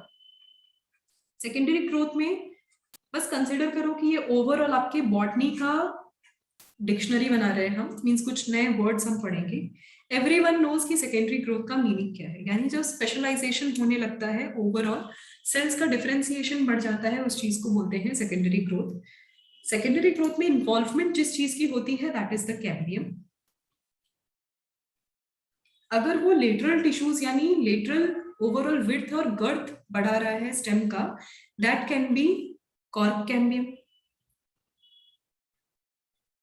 इधर कैम्बियम और कॉर्क कैम्बियम। तो ओवरऑल क्या हो रहा है सेकेंडरी ग्रोथ में, जो प्लांट है उसका मास गेन हो रहा है and cells are becoming well differentiated, ये इनकी चीज है। अब बेसिकली ये जो एक्टिविटी हो रही है, कैम्बियम एक्टिविटी हो रही है, इस एक्टिविटी में और क्या क्या चीजें डेवलप हो रही है। तो जो इनिशियल स्टेज होता है, यानी जब पेरेन्काइमेटस सेल्स, पिथ के पेरेन्काइमेटस सेल्स, सो ये सेल्स पार्टिसिपेट करते हैं और अपने आप को डेवलप करवाते हैं। So parenchymatous cells of pith, they have started participating और वो क्या करते हैं, मेरिस्टेमेटिक कंडीशन में खुद को कन्वर्ट कर लेते हैं, यानी अपने आप को मेरिस्टेमेटिक टिश्यू बता रहे हैं। मेरिस्टेमेटिक टिश्यूज जब बताते हैं और अपने लेयर्स इंक्रीज करते जाते हैं, लेयर्स इंक्रीज करना मतलब suppose this is one layer, तो ये अपने इस तरीके से अपना नंबर ऑफ लेयर्स बढ़ा रहे हैं। अब ये नंबर ऑफ लेयर्स बढ़ रहे हैं, it means they are forming strips, इनको स्ट्रिप्स बोल सकते हैं, so they are forming strips. अब ये जो स्ट्रिप्स है, पता है ये कैसे बनता है, ये बनता है by the help of periclinal division. अभी ये भी वर्ड नया हो गया आप लोगों के लिए, सो इस पूरे प्रोसेस में आपको नए वर्ड्स ही सीखने हैं। पेरिक्लिनल डिविजन मतलब कि पर्टिकुलर टिश्यू या ऑर्गन है उसके पैरेलल में डिविजन। सपोज ये ऑलरेडी एक लेयर था, suppose this is your layer, existing layer, और ये टिश्यूज में इस तरीके से डिवीजन होने लग गया। सेल्स में हॉरिजॉन्टल मींस ऑलरेडी जो टिश्यू का लेयर है या पर्टिकुलर ऑर्गन का लेयर है उसके पैरेलली अगर डिवीजन होता है, that is periclinal division. So you all can write here parallel, मतलब वो ज्यादा जगह नहीं घेरेंगे हम, राइट, नया डिवीजन नहीं, बट वो Right. उसको डिवाइड कर देंगे अपने ही सेल्स में। करेक्ट, अब कह सकते हो ऐसे। हम तो फिर वो मेरिस्टेमेटिक को डिवाइड करेंगे। मेरिस्टेमेटिक का बस मीनिंग है division. Meristematic tissue are capable of division. वो डिवीजन कैसे हो रहा है वो तो हमने कभी डिस्कस ही नहीं किया, वो तो हम अब कर रहे हैं। तो ये जो पिथ के सेल्स, पिथ के पेरेंकाइमेटा सेल्स अपने आप को मेरिस्टेमेटिक एक्टिविटी अपनी ला रहे हैं, तब वो पैरेलल टू अपने ओरिजिनल लेयर्स के अलोंग सेल्स बना रहे हैं। तो it means parallel two layers और टिश्यू, इस फॉर्म में उनका इस डायरेक्शन में डिवीजन हो रहा है। अब ये जो चीजें बन रही हैं, दे आर हैपनिंग, जितने भी सेल्स हो रहे हैं तब इसके नए नए रिंग्स बनेंगे, स्ट्रिप्स बन रहे, इट मींस दूसरी लैंग्वेज में बोलूं तो रिंग्स बनेंगे। अब ये जो पूरे के पूरे रिंग्स बनेंगे, that will be formed between xylem and phloem. Xylem and phloem बोलने से अच्छा है वस्कुलर टिश्यूज जहां जहां है वहां पे ये प्रेजेंट है। अब यहाँ पे इनका लेयर बनने लगेगा, इसीलिए ये जो चीज बनेगी फाइनली, ये जो कैम्बियम बनेगा जाइलम एंड फ्लोएम के बीच में, उसको हम बोलेंगे इंटरफेसिकुलर कैम्बियम। रुचिर, आपने ये क्वेश्चन पूछा था ना about interfascicular cambium. Okay, so I hope आपको ये आपका कॉन्सेप्ट ये क्लियर हो गया हो, इंटरफेसिकुलर का एग्जैक्ट मीनिंग क्या है। ओके, अब पेरिक्लिनल है, कुछ वर्ड्स ऐसे भी हैं पेरिक्लिनल का ऑपोजिट में एडवांस में ही आपको बता देती हूँ, दैट इज एंटीक्लिनल। एंटीक्लिनल मतलब परपेंडिकुलर और on right angle to tissue, means ये टिश्यू है और इस तरीके से डिवीजन हो रहा है। ओके, इस वे में वर्टिकल डिवीजन अगर हो रहा है, in short that situation is anticlinal. ये एडवांस में मैं आपको एक टर्मिनोलॉजी दे रही हूँ, सो प्लीज ये याद रखना कि नहीं भी रखा है तो पेरिक्लिनल जरूर याद रखना, क्योंकि ऑप्शन आ जाता है कभी कभी। एंटीक्लिनल आपके कॉन्सेप्ट में नहीं है, एमसीक्यू में आ जाएगा, तब क्या करोगे। सो उस सिचुएशन के लिए आपको ये तैयार रखना है। सो ये हो गया अबाउट इंटरफेसिकुलर कैम्बियम, यानी मैं सेकेंडरी ग्रोथ से रिलेटेड आपको कॉन्सेप्ट दे रही हूँ कि वो जो हम कैम्बियम, कॉर्क कैम्बियम, ये सारी चीजें जब हम पढ़ रहे थे तो उसमें एग्जैक्टली वो ग्रोथ या वो डेवलपमेंट होता कैसे है, या जो भी वो प्रोसेसेस हो रहे हैं उसी को हम सेकेंडरी ग्रोथ बोल रहे हैं। तो कुछ नई नई टर्मिनोलॉजीज है वही बता रही हूँ ना। अब कुछ और भी चीजें हैं, जब ये सारी चीजें बनेंगी, मींस जब ये डेवलपमेंट होता है तो दो और चीजें हाईलाइट होती है। जब ये लेयर्स बनते हैं तो दो और चीजें हाईलाइट होती हैं। पहला है फ्यूजिफॉर्म इनिशियल्स। कोई भी चीज जब डिफरेंशिएट होती है तो उसकी दो एक्टिविटीज हाईलाइट होगी। फ्यूजिफॉर्म इनिशियल्स मतलब पर्टिकुलर सेल का इलोंगेट होना। तो पहली चीज तो क्या होगा सेकेंडरी ग्रोथ में, इलोंगेशन। दूसरा, अगर फाइबर्स, उनको बाइंड करने के लिए फाइबर्स का डेवलपमेंट करवाना है, ये होगा। और मे बी क्या बोलते हैं कि और भी कॉम्प्लेक्स टिश्यूज के एलिमेंट्स डेवलप होंगे। कॉम्प्लेक्स टिश्यू के elements in the sense, for example sieve tubes, tracheids, ये सारी चीजें डेवलप होने लगती हैं। सो दैट इज फ्यूजिफॉर्म इनिशियल्स। तो अगर पूछे कि सीव एलिमेंट या फिर ट्रैकीड ये किस मैकेनिज्म के अंदर आते हैं, so that comes under fusiform. दूसरा हो जाता है रे इनिशियल्स। तो सारे के सारे जब मेरिस्टेमेटिक मीन सारे पैरेनकाइमेटस सेल्स अपने अपने आप को कंप्लीटली सेकेंडरी सेल्स या कॉम्प्लेक्स टिश्यू में कन्वर्ट नहीं करवाते, वो खुद को ओरिजिनल फॉर्म में भी सस्टेन करवाते हैं या स्पेशलाइज करवाते हैं, that is means they remain in parenchymatous nature only. अब ये जो पर्टिकुलर दोनों इनिशियल्स जब बन जाते हैं, मींस ये सेकेंडरी ग्रोथ जब बन रहा है, इंटरफेसिकुलर कैम्बियम डेवलप हो रहा है, तो ये दो टाइप के इनिशियल्स बना रहे हैं। अब ये जो इनिशियल्स बनाते हैं तो ये बनाती है रिंग, और ये होता है साल में एक बार, एक साल में एक बार ऐसा सेकेंडरी ग्रोथ या सेकेंडरी डेवलपमेंट होता है। और जब ये सेकेंडरी डेवलपमेंट हो रहा है तो क्या इंक्रीज हो रहा है? गर्थ। M I right? कोई पेड़ जो होता है Yes, मोटा हो जाता है, गर्थ इंक्रीज होगा तो ये बनाएगा रिंग्स। उस रिंग्स को आप एनुअल रिंग्स भी बोल सकते हो क्योंकि साल में एक बार बन रहा है। ओके, सो दैट्स व्हाई ये जो रिंग्स बनते हैं इससे आप क्या डिटेक्ट कर पाते हो? एनुअल रिंग से age of the tree. Correct. So वो Yes, पर्टिकुलर ma'am. ट्री कौन से कितने एज का है, वो फॉसिलेटेड है कि नहीं, कितना पुराना है, ये पूरा का पूरा डिसाइड किया जाता है with the help of observing annual rings. और annual ring is the result of secondary growth. ये कनेक्शन आपको देना था। एवरीबॉडी अंडरस्टूड एनुअल रिंग क्या है? और ये जो ब्रांच है मींस ये जो एनुअल रिंग्स, पैलेंटोलॉजी और ये लोग भी स्टडी करते हैं, जो बहुत एंशिएंट चीजें पढ़ते हैं, बहुत लोग हिस्ट्री भी पढ़ते हैं, उसपे भी इनको स्टडी किया जाता है, उनके प्रेजेंस को देखने के लिए, वो प्लांट था या नहीं उस जमाने में। तो इस मींस एनुअल रिंग्स और इन प्लांट की एज को डिटेक्ट करना जो ब्रांच होता है that is known as dendrochronology. Chrono means number, Yes, ma'am. so that is known as dendrochronology. Okay, everybody understood about secondary growth? Any doubts? Yes, ma'am. No, ma'am, understood. Okay, shall I change this? एक और last point रह गया है, then everything will be finished. Ma'am, wait. Okay. Ma'am Mm-hmm.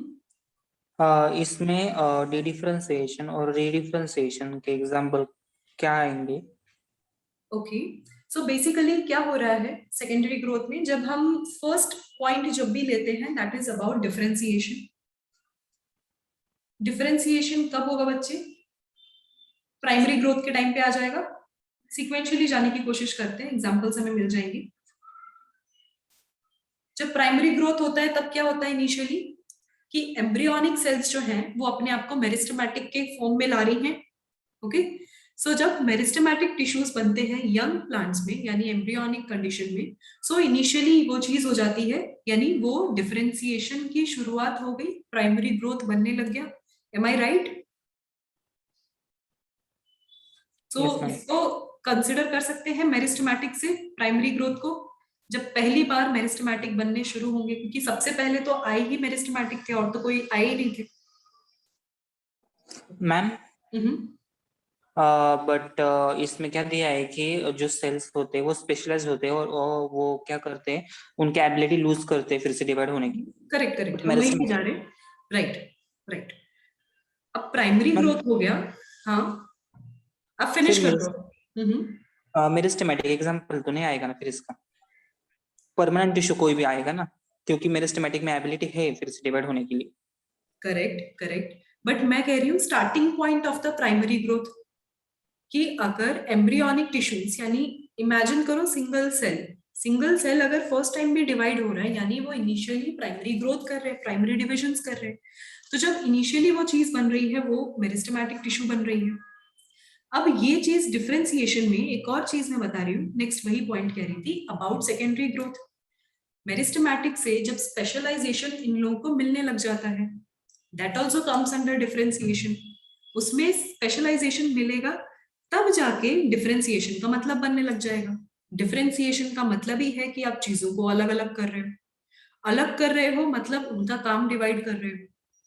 Then comes primary permanent.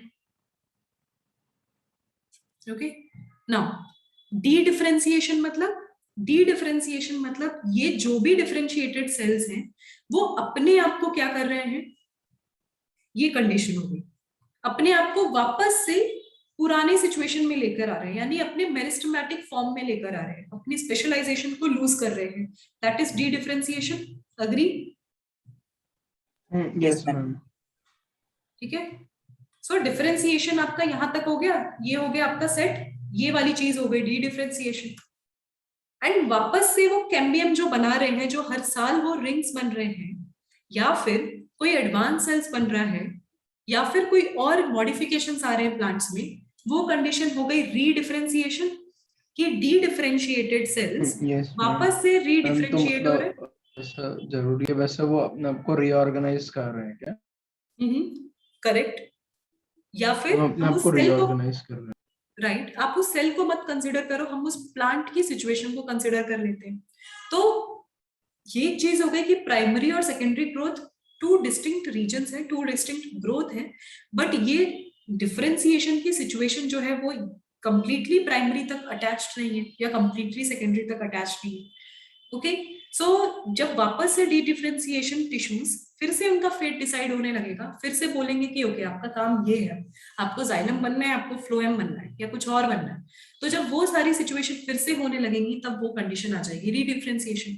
So Pankaj tell me, ये secondary growth की activity में can you से कि जब मेरिस्टेमेटिक से स्ट्रिप्स बनेंगे और ये स्ट्रिप्स बेसिकली जो, या फिर कह लो इंटरफेसिकुलर कैम्बियम, अपने आप को सिचुएशन के हिसाब से वापस से जाइलम एंड फ्लोएम में डिवाइड करने की कोशिश करेंगे इन फ्यूचर, क्या उसको रीडिफरेंशिएशन बोल सकते हैं? कैन यू से? मींस इंटरफेसिकुलर कैम्बियम उसका एग्जांपल है ऐसा क्या रीडिफरेंशिएशन का? राइट राइट, आपने कहा ना सिचुएशन में कोई एग्जांपल आप बताओ, तो मैं वही आपको कह रही हूँ कि क्या हम बोल सकते हैं कि इंटरफेसिकुलर कैम्बियम इन फ्यूचर वापस से डिवाइड होगा तो वो कंडीशन रीडिफरेंशिएट होगी, क्योंकि वो No. मेरिस्टेमेटिक फॉर्म से वापस से अपने आप को स्पेशलाइज कर रहे हैं।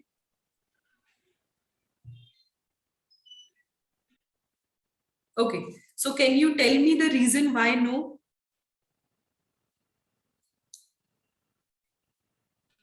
मैम आपका आवाज नहीं आ रहा। ओके, मैं ये बोल रही हूँ कि बेसिकली इंटरफेसिकुलर कैम्बियम वापस से डिफरेंशिएट होगा एज पर द सिचुएशन, और वो जाइलम और फ्लोएम के टिश्यूज बनाएगा या डेवलप करवाएगा, मींस जो कि परमानेंट टिश्यूज हैं, तो उस कंडीशन को हम रीडिफरेंशिएशन बोल सकते हैं।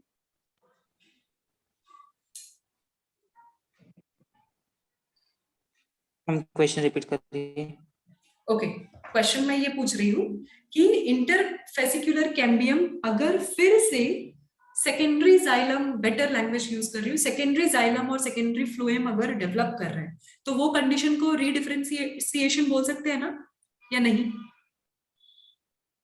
हाँ बोल सकते हैं मैम। सो वही एग्जांपल यहाँ पे आ गया। तो ये इंटरफेसिकुलर कैम्बियम से वापस अगर वस्कुलर टिश्यू बन रहा है, ये कंडीशन हो गई रीडिफरेंशिएशन की। और डिफरेंशिएशन यू ऑलरेडी नो कि प्राइमरी से सेकेंडरी में जब पूरा का पूरा ट्रांजिशन हो रहा है that is differentiation. Then dedifferentiation means secondary growth में भी जब पेरेन्काइमेटस सेल्स अपने आप को मेरिस्टेमेटिक फॉर्म में लेकर आते हैं, यानी वो खुद को डी डिफरेंशिएट कर रहे हैं, अपने ओरिजिनल फंक्शन को छोड़ के अभी वो डिवीजन पे फोकस कर रहे हैं and they are forming rings. So आपको तीनों के एग्जांपल्स मिल गए एज यू सेड। डिफरेंशिएशन का पेरेन्काइमेटस सेल आएगा, फिर वो जो है डी डिफरेंशिएशन का उसका इंटरफेसिकुलर कैम्बियम, और रीडिफरेंशिएशन का सेकेंडरी जाइलम और फ्लोएम।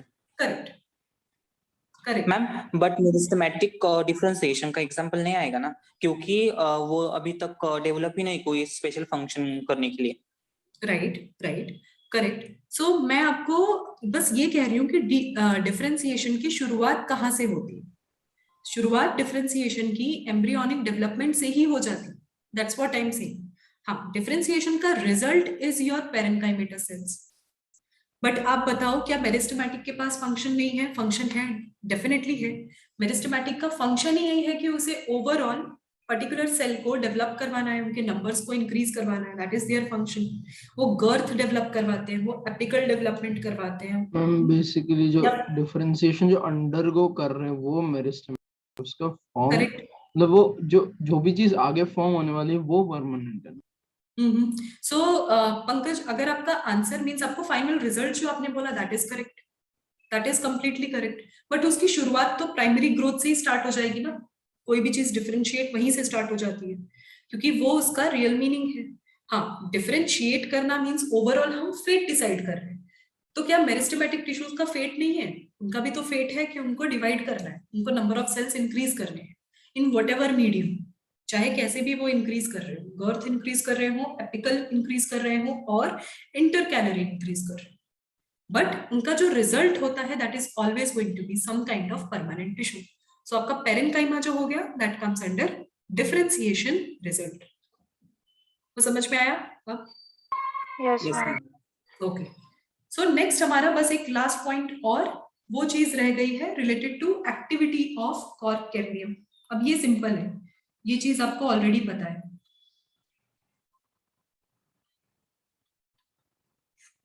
बेसिकली कॉर्क कैम्बियम में क्या हो रहा है, बात करेंगे कॉर्टेक्स रीजन की। जो भी आउटर मोस्ट लेयर है या जो भी वुडी टेक्सचर होता है सॉलिड फॉर्म, दैट पोर्शन के बारे में हम बात कर रहे हैं, that is nothing but your cork cambium. अभी जो कॉर्क कैम्बियम है यानी जो कॉर्टेक्स है, जिन प्राइमरी सेल से बना है, मींस ऐसे इमेच्योर सेल से जो बना है या फाइबर से जो बनता है, उसको बोलते हैं फेलोजेन। स्टार मार्क कर लो ये वर्ड को। देन अभी ये जो कॉर्टेक्स है, इनके दो पार्ट्स होते हैं, किसी भी चीज के दो लेयर्स होते हैं, एक होता है आउटर लेयर और एक होता है इनर लेयर। जो भी आउटर लेयर डेवलप हो रहा है, मींस वो जो पार्ट डेवलप कर रहे हैं दैट इज कॉल्ड फेलम, और जो इनर साइड होती है that is known as phelloderm. अब फेलोजेन प्लस ये जो चीजें दो डिफरेंट पार्ट्स बना रहे हैं, यानी आप बोल सकते हो फेलोजन, फेलम एंड फेलोडर्म, ये चीजें बनाता है। और इनको कंबाइनली जो टर्मिनोलॉजी दी जाती है, मींस इनको कंसिडर जिसमें करा जाता है, उसको बोलते हैं पेरिडर्म। अब पेरी का मीनिंग आपको पता ही है, जो चीज चारों तरफ से घेर ले, तो इसीलिए पेरिडर्म यानी कॉर्टेक्स, एंड वही चीजें क्या बना रही है आपका कॉर्क कैम्बियम। अब ये क्या बना रहे हैं, ये टफ एंड वुडी स्ट्रक्चर्स बना रहे हैं प्लांट के। तो वो जो टफ एंड वुडी स्ट्रक्चर बनता है means after their maturation and development, उस चीज को आप क्या बोलते हो, बार्क। करेक्ट, स्केली सब्सटेंसेस जो बनने लग जाते हैं that is the bark. Okay, so bark में बेसिकली क्या प्रेजेंट है, आपका periderm plus some of the secondary phloem, ये सारी चीजें प्रेजेंट होती है। सेकेंडरी फ्लोएम इसलिए दो they are non living in nature but still उनको फूड की रिक्वायरमेंट है। प्लस बार्क डिफरेंट फॉर्म के, कभी किसी प्लांट में आपने स्केली बार्क देखा होगा, किसी में बहुत ज्यादा woody and dark layers present होते हैं, किसी में यूनिफॉर्म लेयर होती है, किसी में स्केल्स होते हैं। बट डेड जाइलम भी प्रेजेंट होता है ना बार्क में? यस, कंप्लीटली, बेसिकली उनके ट्रैकीड्स प्रेजेंट होते हैं डेड फॉर्म में। मोस्टली सेकेंडरी फ्लोएम ज्यादातर प्रेजेंट रहते हैं बार्क कंडीशन में। देन एक और इंपॉर्टेंट चीज बार्क में बनता है that is your lenticels. Yes ma'am वो कभी Lenticels- क्लोज नहीं होते और वहां से लेंटिकुलर ट्रांसपिरेशन होता रहता है। Correct, they are the pores present in stem. Basically lenticels का मेजर वर्क होता है, दो इंपॉर्टेंट काम है, गैसियस एक्सचेंज प्लस ट्रांसपिरेशन, यानी वाटर लॉस करवाने में भी हेल्प करते हैं। तो स्टोमेटा के साथ साथ लेंटिसेल्स यानी स्टेम के जो ओपनिंग होती है वो भी ये दोनों फंक्शन करवाने में हेल्प करती है। थर्ड पार्ट, यही सारी चीजें ओवरऑल जो आउटर स्ट्रक्चर होता है प्लांट का, उसी चीज को हम क्या बोलते हैं, वुड दो टाइप का होता है, एक होता है हार्डवुड एंड दूसरा होता है सैपवुड। ओके, जो हार्डवुड होगा मींस ये बस मॉर्फोलॉजिकल डिस्टिंक्शन है कि एग्जैक्टली ये किस तरीके से डिफरेंट है, मॉर्फोलॉजिकल अपीयरेंस, उसके बेसिस पे इनके नाम है। Something which is darker in colour and way tougher, बहुत ज्यादा हार्ड है, that is known as hardwood. And sapwood मतलब, सैप मतलब क्या, जब वाटर मिनरल्स फूड ये सारी चीजें मिक्स हो जाती है, ऐसे पार्ट को हम सैप बोलते हैं। जो फ्लूइडिटी होता है, जिसका फ्लो करवाया जाता है actually, that is known as sap. तो sapwood is bit lighter in color. Okay so ये दो टाइप के वुड्स प्रेजेंट होते हैं. ये सारा का सारा जो डेवलपमेंट है that is the result of cork cambiums activity. इतना ही आपको ध्यान रखना है. यहाँ पे सबसे ज्यादा इंपॉर्टेंट है पेरिडर्म, ये आपको भूलना नहीं है, एंड लेंटिसेल्स. लेंटिसेल्स इसलिए याद रखना है क्योंकि अब आपकी प्लांट फिजियोलॉजी में इसका रोल आपको पता चलेगा. मींस इसके बारे में आप डिटेल पढ़ोगे. स्टोमेटा अब आप डिटेल पढ़ोगे. Understood? Everybody understood or Yes, not? ma'am. This one is easy. Ma'am phellogen का कॉर्टेक्स के साथ क्या रिलेशन है? Phellogen का cortex, they are the fibers, they are the small main primary tissues जिनको phellogen हम कह रहे हैं या fibrous substances जो cortex के layers बना रहे हैं, that is phellogen. Okay, so basically वो क्या है? Means phellogen is nothing. हम कह लो अगर ये growth करवा रहे हैं suppose, तो आप बोल सकते हो कि फेलोजन भी one type of meristematic tissue ही है. ओके सो ये एक मेरिस्टेमेटिक टिश्यू है. इसका नाम हमने फैंसी रखा है phellogen. And they are preparing phellem and phelloderm. और इनको पूरा का पूरा क्योंकि एक आउटर लेयर बना रहे हैं, सो इसीलिए हम उसको पेरिडर्म बोल रहे हैं. Understood? Yes ma'am. Okay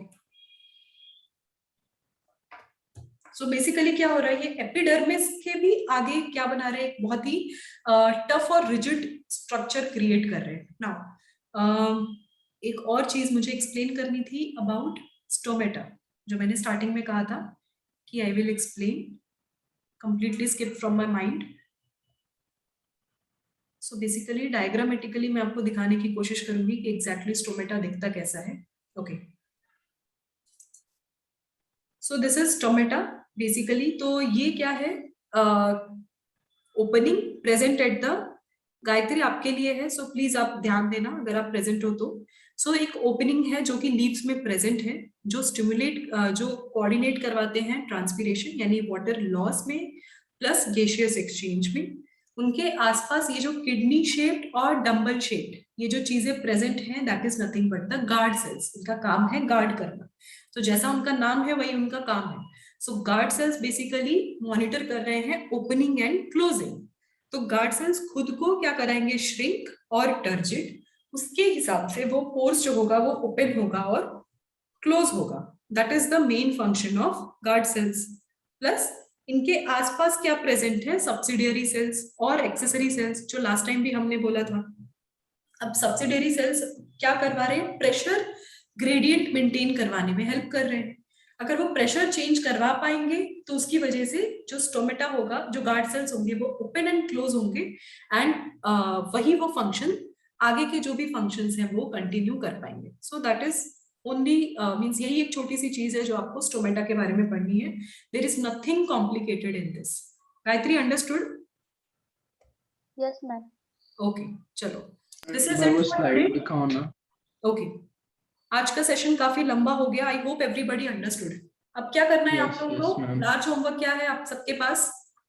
solve the questions. SSC की जो बुक है राइट और एसएससी की बुक और एनसीईआरटी का बुक कंपेयर करना.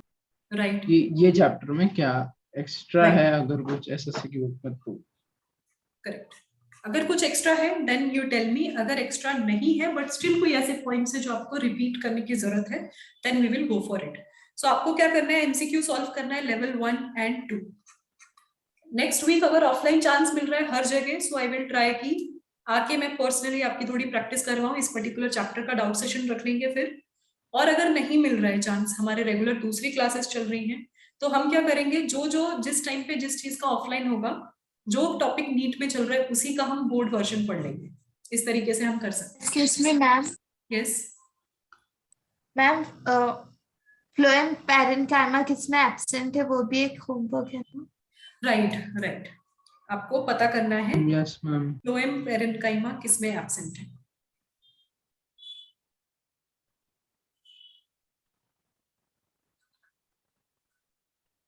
ओके सो 3 होमवर्क है, सबको ये कंप्लीट करके आना है. आप लोगों के पास अच्छा खासा वीकेंड मिलेगा. बाकी बच्चे जिनके एग्जाम्स चल रहे हैं, all the best to all of you. Rest. बाकी students please do the homework and let's meet on maybe Monday. Okay चलो, that's it for today. Bye everybody. Bye, ma'am. Take care. Bye, ma'am. Ma'am, thank bye ma'am, thank you ma'am.